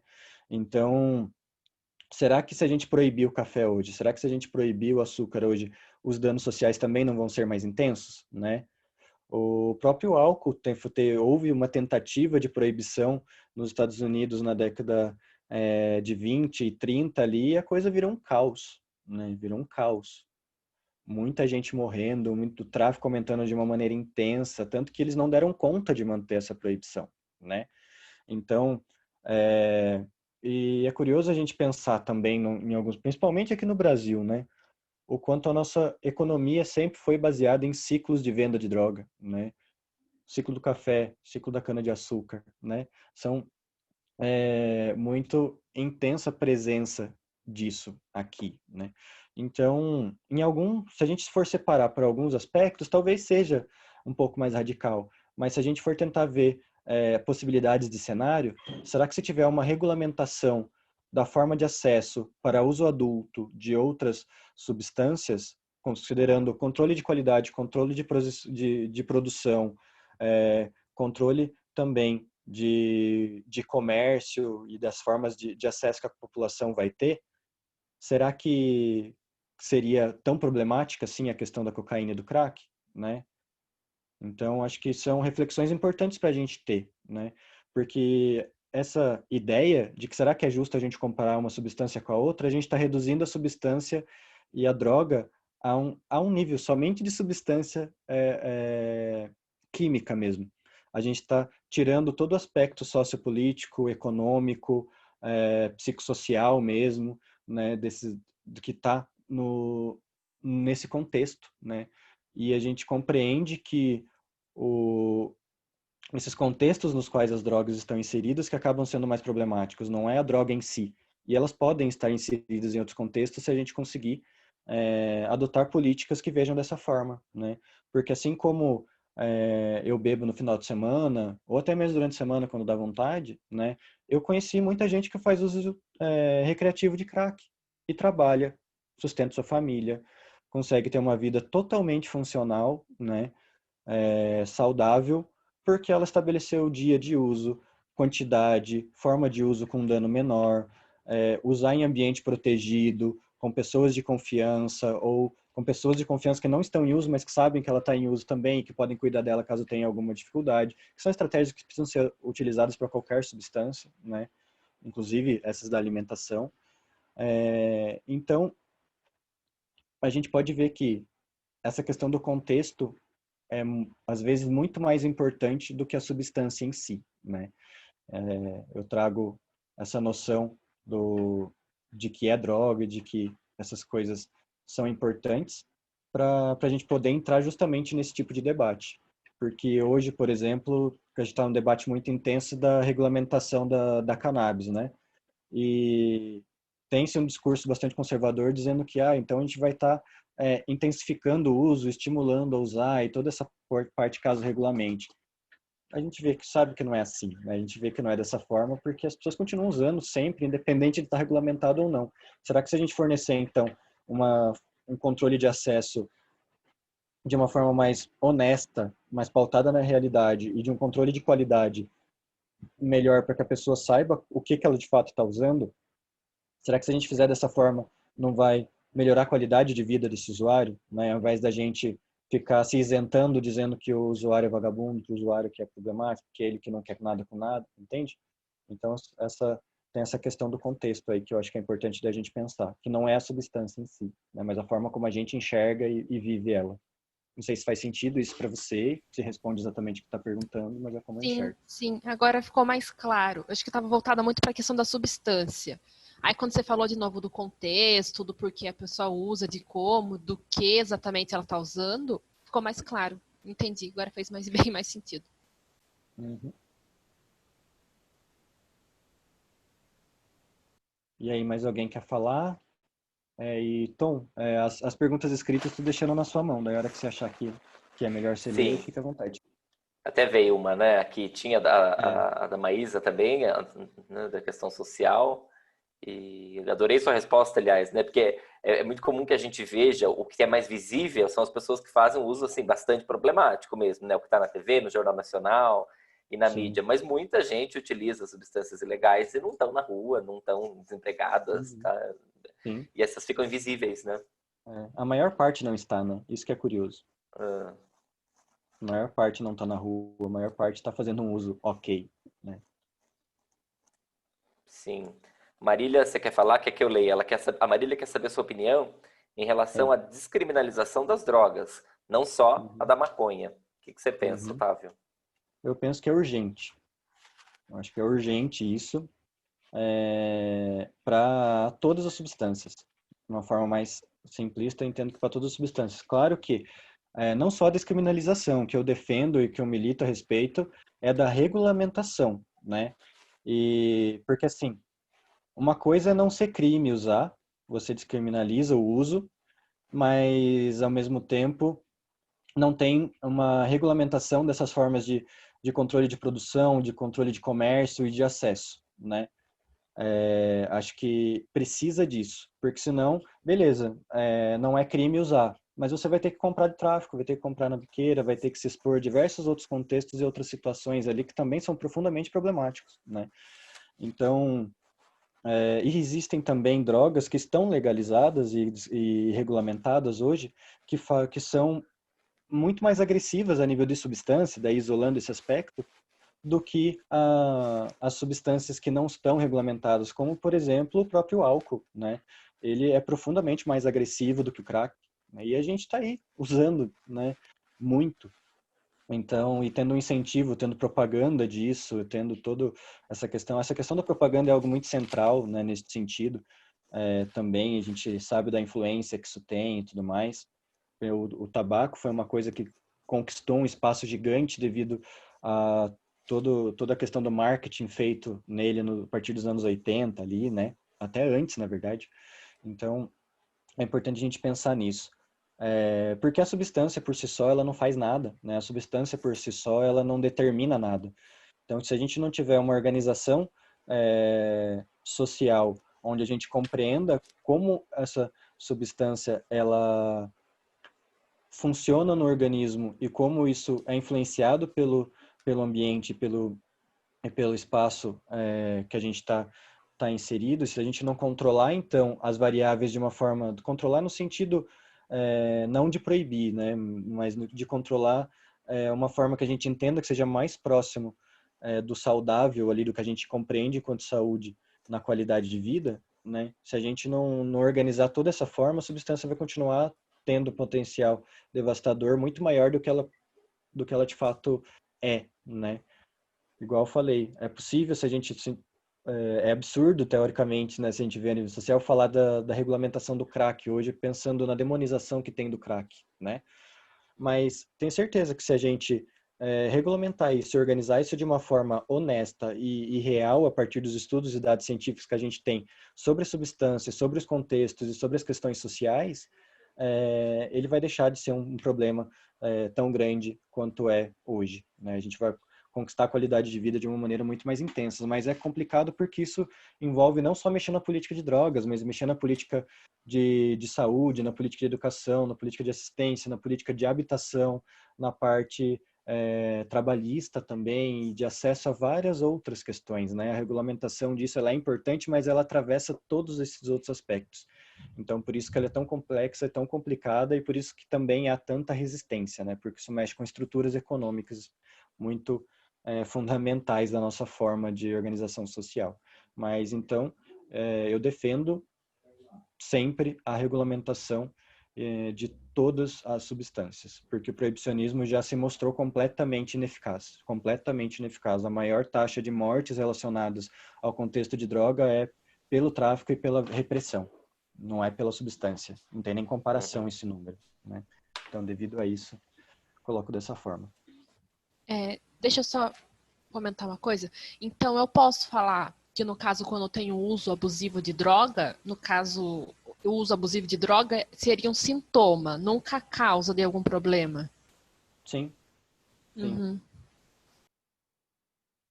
Só para complementar minha pergunta, Otávio, eu até penso nessa regulamentação das drogas por conta do combate ao tráfico mesmo, porque a gente sabe que muito jovem, negro, pobre, favelado acaba sucumbindo ao tráfico por conta, né, de não ter oportunidades, enfim. Mas aí uma pessoa me questionou e me fez pensar um pouquinho, queria saber sua opinião sobre isso. Ela me falou assim, mas você não pensa assim, ó, se for tudo regulamentado pelo Estado, vão existir impostos em cima desse produto, porque vai ser um produto de consumo, né? Qualquer tipo de droga. E você não acha que o tráfico vai continuar para vender mais barato, como acontece com os cigarros, né, do Paraguai, que são ilegais? Sim, com certeza. O tráfico ele não vai deixar de existir, porque a questão do tráfico ele não existe por causa da droga, ele existe por uma questão de uma desigualdade social ali e questões estruturais, históricas, né, como o próprio racismo mesmo, que acaba colocando essas pessoas nessa posição. Então, somente a regulamentação das substâncias não resolve 100% o problema, né?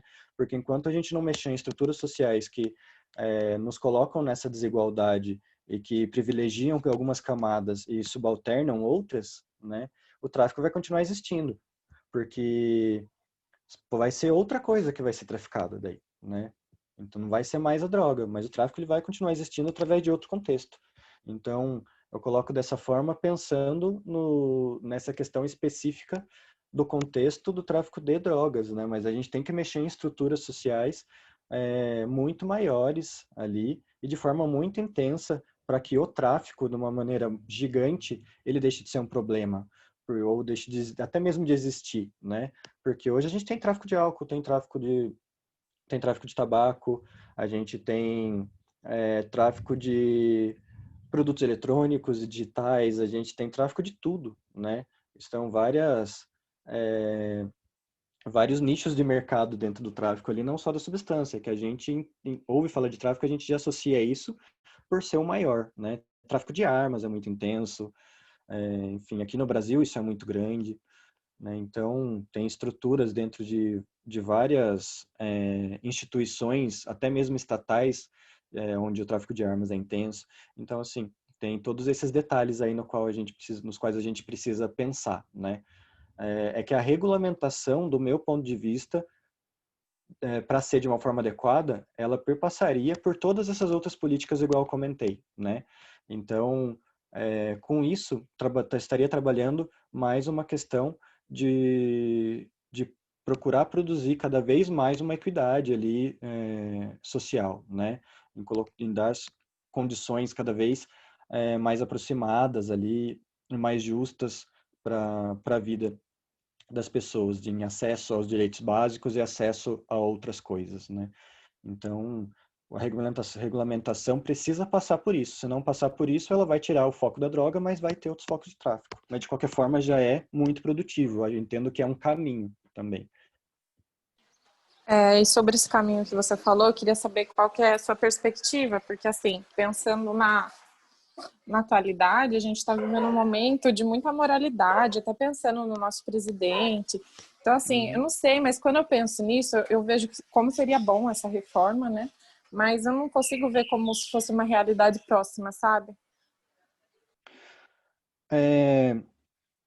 Eu estou bastante otimista com a cannabis, porque não tem mais volta. A cannabis, ela praticamente já foi regulamentada, se esqueceram de avisar.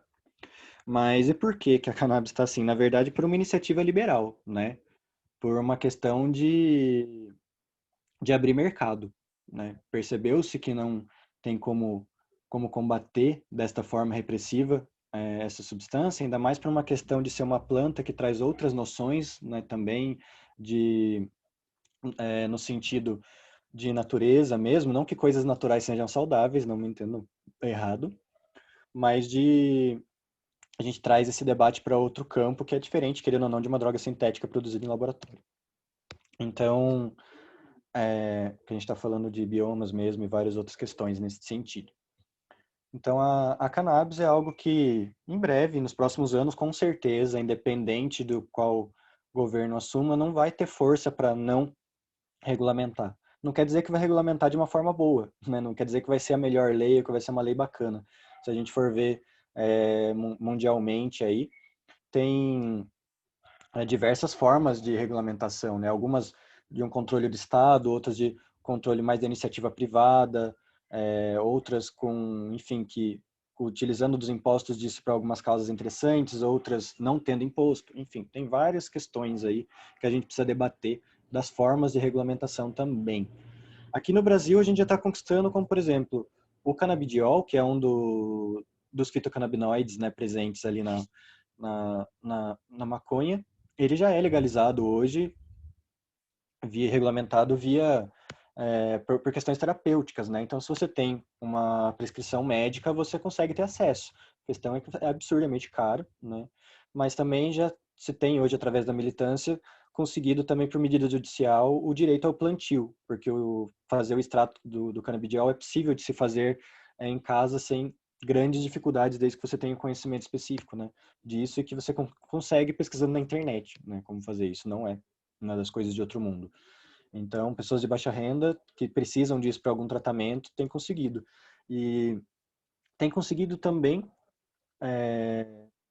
porque hoje já tem-se muito estudo sobre a questão do uso terapêutico, né, da cannabis. Inclusive, o estudo do tratamento com canabidiol para epilepsia é um estudo brasileiro, né, que revolucionou a medicina mundial e é um estudo brasileiro dos anos 70 e que só agora, nessa década, que a gente conseguiu fazer isso, né? 40 anos depois desse estudo comprovado do quanto é eficaz, só agora que a gente começou esse uso, né? Olha que complicado isso. Mas das outras substâncias, eu acho que a gente ainda está bastante longe. Eu acho que algumas, como o êxtase, o LSD, e principalmente a psilocibina, que é do cogumelo, também tem uma chance maior de regulamentação nas próximas décadas, porque também já tem bastante estudo sobre o uso terapêutico dessas substâncias, né? Mas agora, cocaína e de seus derivados, acho que a gente ainda está muito longe disso. E outras drogas, como alguns tipos de anfetaminas, como a metanfetamina, que hoje é muito atual, muito presente, que está começando a chegar no Brasil. Reparem que o Brasil sempre tem um delay de uns 20 anos aí, né? O boom do crack nos Estados Unidos foi nos anos 80, que no Brasil foi nos anos 2000. Então, como o boom da metanfetamina foi nos anos 2000 nos Estados Unidos, talvez nessa década ou na próxima comece a ter aqui também. Então, a gente tem que se atentar a isso. Mas essas substâncias, acredito que vai demorar muito se a gente conseguir, né, de fato, uma regulamentação sobre isso.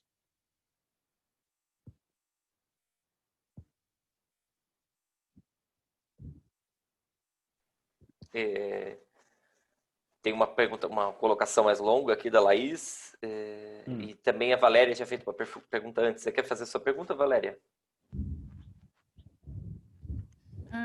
Tá.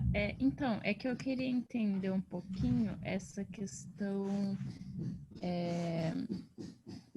do que é a droga em sua essência. Então, tipo, eu vou ler o que eu escrevi. Tipo assim, qualquer substância que altera o funcionamento psíquico ou o sistema nervoso central, periférico, qualquer coisa que altera o organismo, seja ele em maior ou menor grau, né? Que daí eu estava pensando na questão que você falou de beber água ocasionalmente ou, de repente, extrapolar muito, né? Pensei nisso, muito ou pouco. Independentemente do que essa substância, seja ela um alimento, como um refrigerante, ou seja ela sintético. Pode ser considerado uma droga, então? Qualquer coisa que esteja dentro dessa categoria pode ser considerada uma droga? Qualquer coisa que altere o nosso funcionamento padrão de organismo, que chegue a nós via substância química, é considerado droga. Não precisa alterar o nosso sistema nervoso. Então, existem muitas drogas de uso local, por exemplo, anestésico é muito comum, né? De, por exemplo, você utilizar aquela anestesia ali, aquela que é utilizada muito para parto, aquela hack, por exemplo, né? Pode não alterar o sistema nervoso, porque a pessoa fica lúcida, ela fica ali, consciente e tudo mais, mas ela não sente metade do corpo. Isso é uma droga que está fazendo, né? Tem várias outras coisas que alteram estes funcionamentos sem atingir o sistema nervoso e todas elas são drogas. Se chegou algum tipo de substância química no nosso corpo e alterou este funcionamento, ela é uma droga. Pode ser um alimento, pode ser uma medicação, pode ser um creme, pode ser uma coisa que altere o sistema nervoso, pode ser qualquer coisa que seja algo químico, que é um estímulo químico que altere o nosso funcionamento. Ficou mais claro ou não? Não, ficou. É que quando você começou a falar de alimento, eu fiquei um pouco confusa, assim, daí, tudo bem, café eu entendo, até não vivo sem. Refrigerante eu entendo, tem algumas pessoas que se entram em crise, e daí eu comecei a pensar em outras coisas, como chocolate, doces, e, enfim, em outras coisas. Aí por isso que eu perguntei se, tipo, o doce, querendo ou não, ele altera também alguma parte do organismo. Algumas pessoas se sentem mais felizes quando comem uma barra de chocolate, etc. E é até comprovado de que o chocolate, ele ativa uma parte do cérebro que libera serotonina, se eu não me engano. Então, eu fiquei, então, chocolate é uma droga? Daí eu fiquei, entendeu, né? Chocolate é uma droga. Chocolate é uma droga e ela tem duas substâncias mais específicas. O cacau, ele é uma droga, né? Porque o cacau, ele tem anandamida. O que é a anandamida? Ela é uma substância que... Ela é um canabinoide também, né? E não sei se todos vocês sabem, mas para explicar isso fica importante. Nosso organismo, ele tem um sistema endocannabinoide. Nós temos substâncias produzidas pelo próprio organismo humano, que são substâncias que também estão presentes na cannabis, né? Então, e por isso que a gente consegue ter essa relação com essa substância dessa forma, e por isso que ela também é uma das mais usadas e mais intensas ao longo dos séculos, né? Porque a anandamida é algo que nós produzimos, é um endocannabinoide, ou seja, quando é endo, porque é produzido pelo nosso organismo sem depender da interação com uma substância externa, que nos momentos de alegria, como por exemplo, naquele momento que você não está sob efeito de nada, mas você está praticamente naquela euforia, naquela alegria muito intensa, sabe aqueles momentos que aconteceu algo muito bom com você e você está praticamente emocionado com aquela coisa tão incrível, ou porque você está talvez num show, por exemplo, em alguma coisa assim, vendo um artista que você gosta muito, ou assistindo algo incrível. Eu uso sempre o exemplo da arte, que é mais fácil. A gente tem essa sensação, é porque a gente está liberando a anandamida, que dá sensação de prazer, né? A gente faz isso sem a presença da substância. O cacau tem anandamida também. Então, e ela é uma substância psicoativa. Então, o cacau, ele tem isso. O chocolate, ele, aqui no Brasil principalmente, ele tem grandes quantidades de açúcar. Então, a gente está usando anandamida e açúcar. Claro que a gente vai ficar feliz comendo chocolate, né? Não tem como a gente não ficar feliz comendo chocolate. No caso, considerando que são duas substâncias. E ainda tem alguns chocolates que são com cafeína também. Aí é um combo mesmo, né? São várias substâncias. O chocolate é uma das substâncias mais utilizadas, né? Contém das substâncias mais utilizadas. É uma droga, sim, né? Então, não à toa, se a gente for ver, no momento de um desconforto emocional ali, nos momentos de TPM, muitas das mulheres tendem a recorrer ao chocolate, né? É muito comum. Embora o açúcar faça mal, né? Para os sintomas de cólica e todos esses outros detalhes, né? Não é recomendado que faça esse uso. Mas pelas questões emocionais, a gente vê muito comumente as mulheres recorrendo, né, ao uso do chocolate neste momento, porque de fato ele tranquiliza, de fato ele acalma, de fato dá um prazer, enfim. O chocolate é uma droga, sim.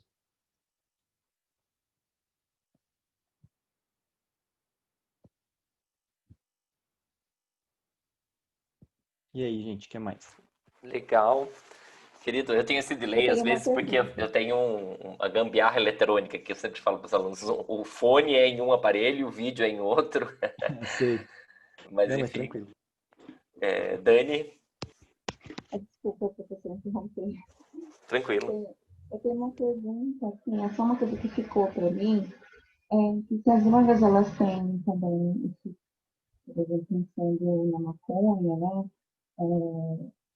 Assim, parece muito poder Dani, também. eu não estou te ouvindo bem. Acho que a gente não está te ouvindo bem. Não está muito claro o Também seu áudio. tá muito Tá abafado. escutando agora? Melhor. Tá escutando? Tá. Melhor. Pensando nesse, assim, nesse poder que a droga também tem em alterar alguma função psíquica, no caso de uma pessoa que já tem uma disposição, porque, por exemplo, na esquizofrenia, é que não ficou muito claro nesse sentido para mim, eu fiquei com muita dúvida. Não seria pior, nesse caso, liberar o uso da droga, assim, regulamentar por conta desse, porque assim, eu também entendo que é nocivo, né, por conta de dessas pessoas poderem também desenvolver algum transtorno, né? O que você tem para falar sobre isso? Então, eu considero que não é pior por alguns motivos. Primeiro que o proibicionismo não funciona e as pessoas continuam tendo acesso, mesmo com ela estando na ilegalidade. Então, não é como se dentro do contexto proibicionista as pessoas não fossem acessar essa droga, então elas conseguissem ter um suposto controle maior sobre esses detalhes. Regulamentar faz com que a pessoa tenha acesso a uma droga de qualidade. Digo de qualidade porque, como está na ilegalidade, a gente não sabe exatamente o que está usando quando está usando alguma coisa. Agora, se está regulamentado, vai ter um controle de qualidade intenso, vai ter que ter descrição de todos os componentes, igual quando a gente compra qualquer bolacha no mercado, está escrito ali atrás tudo que vem nela. Nas drogas também seria algo semelhante.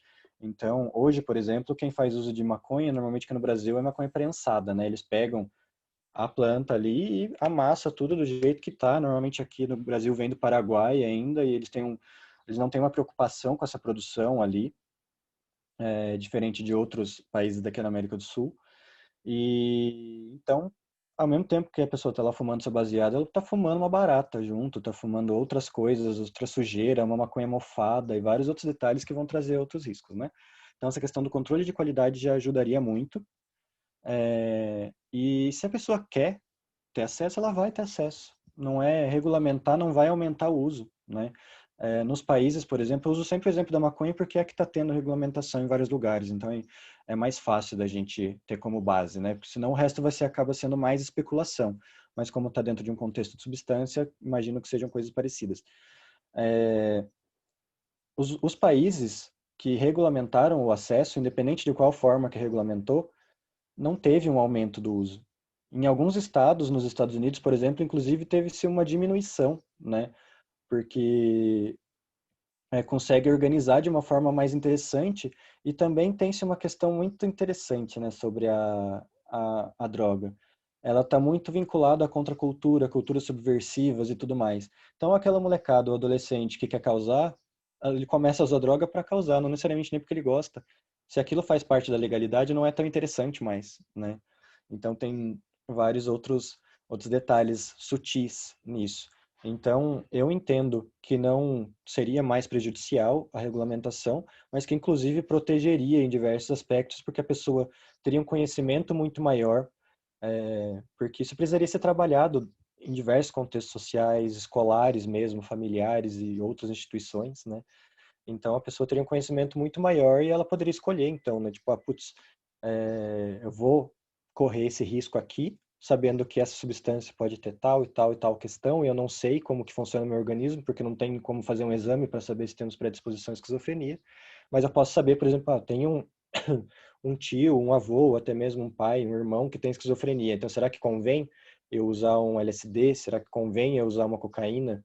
Né? Então, esse tipo de conhecimento vai chegar a muito mais pessoas e elas vão ter condições melhores de reflexão a partir disso. Então, eu entendo que regulamentar é necessário até por esses detalhes, de uma qualidade maior de saber o que de fato está usando e saber quais são os riscos colocados àquilo.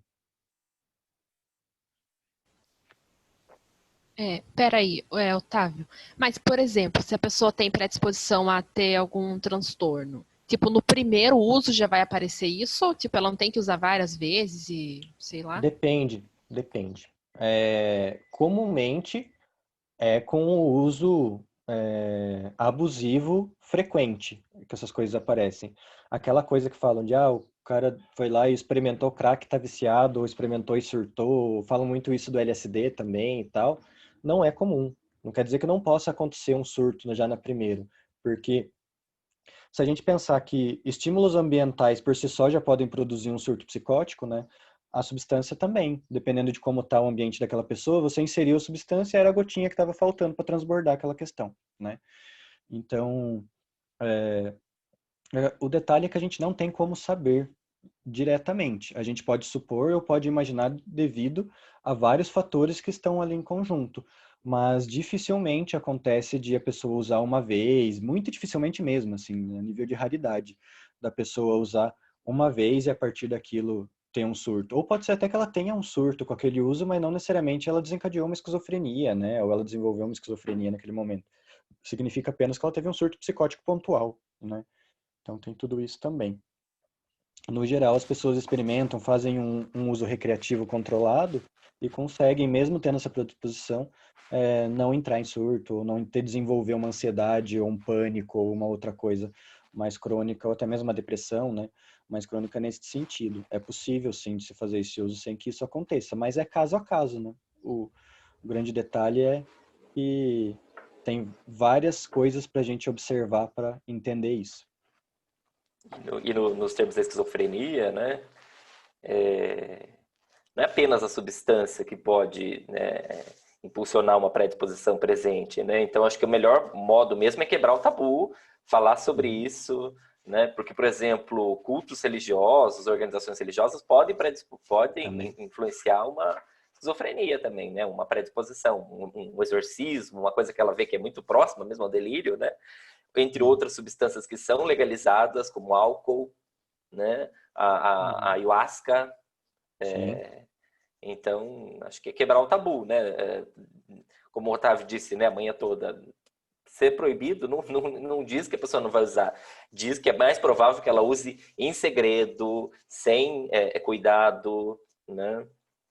Aumente a sua noção de persecutoriedade, com razão, né? Que ela vai ficar mais persecutória. Uhum. É muito além da substância, sempre, né? É sempre a relação, né? Exatamente. Não é a substância em si.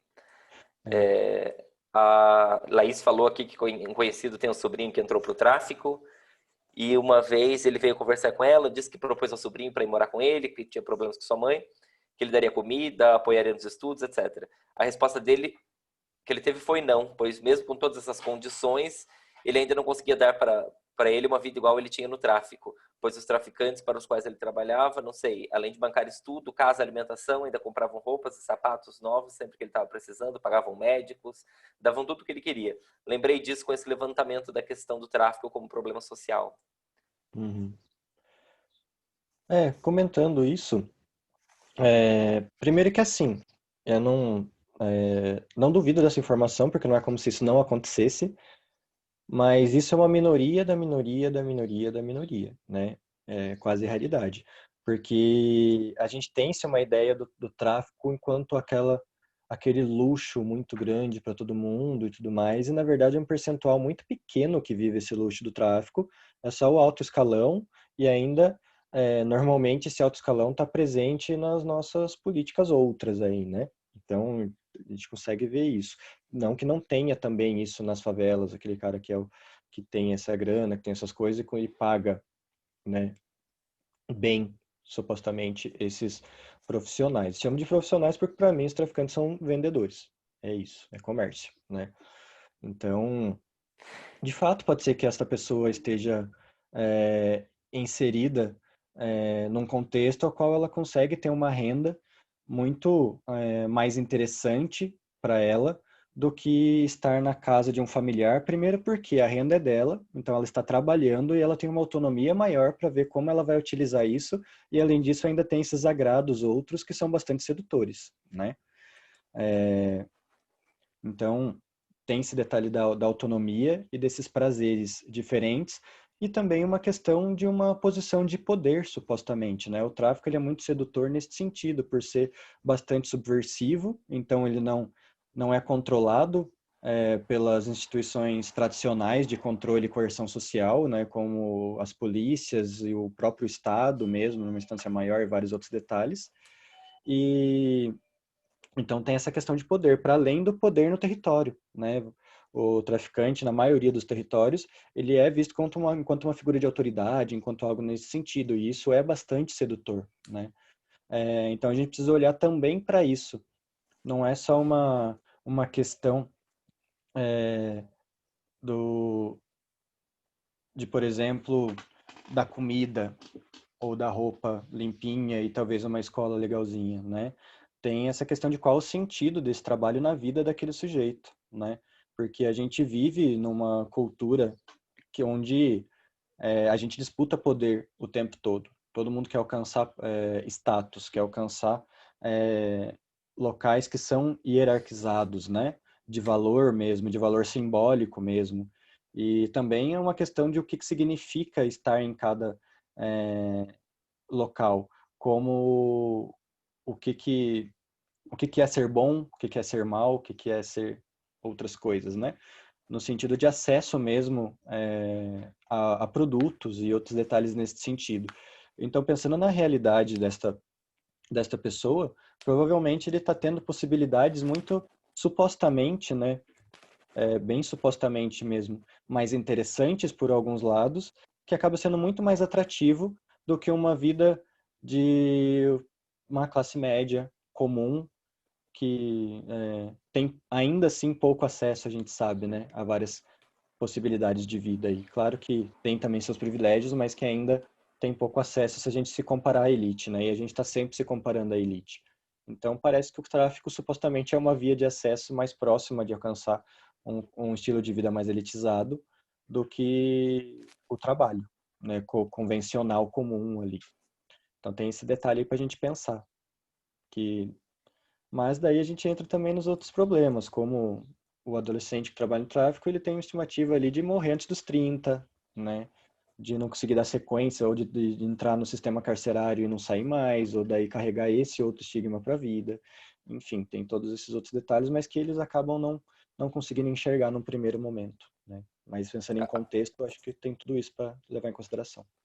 A questão do racismo, né, muito mais visibilizado, muito mais criminalizado, né, julgado quem trabalha e não é branco, né, no tráfico, porque os adolescentes, os adultos que, enfim, levam droga para a faculdade, vendem no próprio campus, não são vistos como traficantes, né?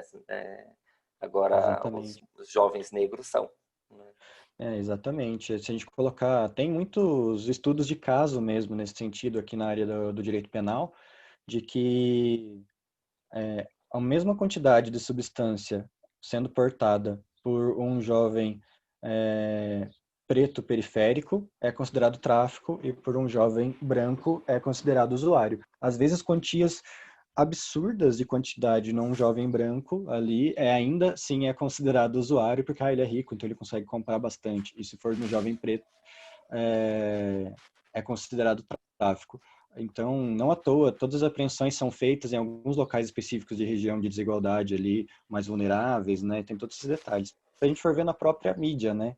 Quando vai falar de um jovem negro que foi encontrado com droga, coloca traficante e tal. Agora, se é um jovem branco, é colocado estudante de medicina, foi encontrado com tantos quilos de cocaína, né? Então, a gente vê isso na grande mídia também. Então, isso já deixa escancarado essa questão do racismo, né? E o racismo no proibicionismo, acho que é importante comentar isso, né? Que, igual eu falei, ele surge a partir disso. O Brasil foi o primeiro país que, historicamente, colocou uma lei proibicionista, a nível de lei mesmo. O Rio de Janeiro, em 1815, se eu não me engano, colocou uma lei proibindo o uso de cannabis, porque a justificativa era que deixava os escravos preguiçosos. Então, a gente vai vendo, e a cannabis, ela chega ao Brasil através muito, né, da população negra, que utilizava em rituais espirituais, religiosos e tudo isso, né, e também enquanto uso recreativo. Então, isso começa dentro do contexto ali também de escravidão e todos os sofrimentos envolvidos nisso, uma forma de fugir um pouco mais da realidade também, encontrar algum tipo de prazer, né? Dentro, se é que era possível encontrar algum tipo de prazer naquele contexto, ou pelo menos diminuir o desprazer. Então, chega aqui no Brasil muito dessa forma, né? E também depois, se a gente for pensar quando começa o proibicionismo mesmo a nível mundial, que começa nos Estados Unidos, daí exatamente 100 anos depois, em 1915, os Estados Unidos eles têm muitas linhas férreas, né? Eles trabalham muito com uma logística utilizando trens. Então, quem construiu essas linhas férreas foram os chineses. Eles contrataram chineses para ir fazer essas linhas férreas. E os chineses levaram para lá essa cultura do uso de ópio. E conforme acabou-se esses projetos, essa construção das linhas férreas, alguns foram ficando por lá. Então, já é muito antiga essa ideia de que os imigrantes estão roubando os empregos, né, nos Estados Unidos. Faz muito tempo que eles falam isso. Então, foi proibido o ópio numa tentativa de criminalizar e associar os chineses ao crime ou a um desinteresse do trabalho, né? Então, foi feito dessa forma para tentar fazer com que os chineses saíssem de lá na época e, posteriormente, foi feito o mesmo processo com a maconha para que os mexicanos também não tivessem oportunidades lá dentro, né? Então, é profundamente uma questão racial e de uma xenofobia intensa a história do proibicionismo, né? Se a gente for ver o marketing proibicionista feito nessa época, tinha muito, por exemplo, colocava nos desenhos, mesmo nas artes ilustrativas disso, era sempre população preta e asiática, que era colocado ali enquanto um monstro mesmo, assim, sob efeito da substância. Propagandas dizendo que pessoas sob efeito de maconha estupravam mulheres brancas. Era essa propaganda especificamente, sabe? Que matava e estuprava mulheres brancas. Então, era colocado dessa forma. Então, a gente vê que sempre foi para uma questão racial mesmo, a história do proibicionismo. Nunca foi por um cuidado à saúde, nunca passou por isso. Bem, gente, já passamos um pouco até do horário, né, do combinado, mas alguém quer fazer alguma coisa breve? Eu só queria ver se o Otávio pode indicar algum material interessante, nem que ele passe para o professor depois e o professor passe para a gente, alguma coisa que você acha que vale a pena, tipo, que fale sobre isso, que possa passar para a gente, seria legal. Posso Legal, sim. mas Eu vejo o que eu tenho aqui, vou ver também o que eu lembro, né, de cabeça, e depois eu falo com o Tom e passo para ele, e ele passa para vocês sobre isso. E também uma coisa que quero deixar em aberto, se alguém quiser continuar esse papo, seja no sentido de buscar mais algum material sobre isso, ou até mesmo de criticar e a gente estabelecer um debate, que eu acho isso fundamental também, né? Não é como se eu fosse detentor do saber aqui, acho que tem muita coisa que eu preciso aprender também e me desconstruir sobre alguns detalhes, acho que isso é uma constância. E então, quem quiser trocar essa ideia, né, o Tom tem meus contatos aí, WhatsApp, redes sociais gerais aí, quem quiser conversar, ou enfim, só me procurar aí que, conforme for possível, a gente vai trocando essa ideia também. Quem quiser perguntar mais coisas, quiser saber de como está o cenário atual em alguns aspectos mais aqui na cidade e tal. Então, quem quiser, procura aí que estou à disposição também. É uma coisa que eu acho muito importante. Pois, muito obrigado, então, Otávio, querido. Vou passar assim, né, para qualquer um que entrar em contato, passa as suas redes, depois mando o material para vocês. Percebemos que, assim, poderíamos ficar um módulo, né, um semestre falando sobre isso. Várias coisas legais que a gente, né, poderia falar, importantes, sobre a política de redução de danos, sobre os retrocessos. Acabamos nem falando muito sobre as comunidades terapêuticas, né, enquanto... Mas acho que nunca dá para falar tudo mesmo, né? E fica essa vontade de saber mais. Obrigado aí para quem participou, tá? E valeu pela parceria, Otávio. Sempre que precisar, estamos aí. E para mim também é bem bacana que, igual eu sempre comento, eu não tive nada sobre isso na minha graduação, né? Eu não vi esse tema na minha graduação. Então, sempre foi por fora da universidade que eu fui tendo esse acesso. Então, podendo levar isso para a universidade, eu acho bem bacana, porque eu sei o quanto isso teria sido importante para mim. Então, fico feliz em poder agora trazer essa temática para vocês também. Ah, que ótimo. De pensar, né, como é que a questão das drogas não passa por uma faculdade de psicologia, né? Tão presente, mas várias pessoas já me disseram isso, né? Que bom, então, que estamos aqui. E muita gente aqui no chat está falando, ótima aula, obrigado, Otávio, ótima aula. O pessoal gostou. Valeu, gente. Fico feliz.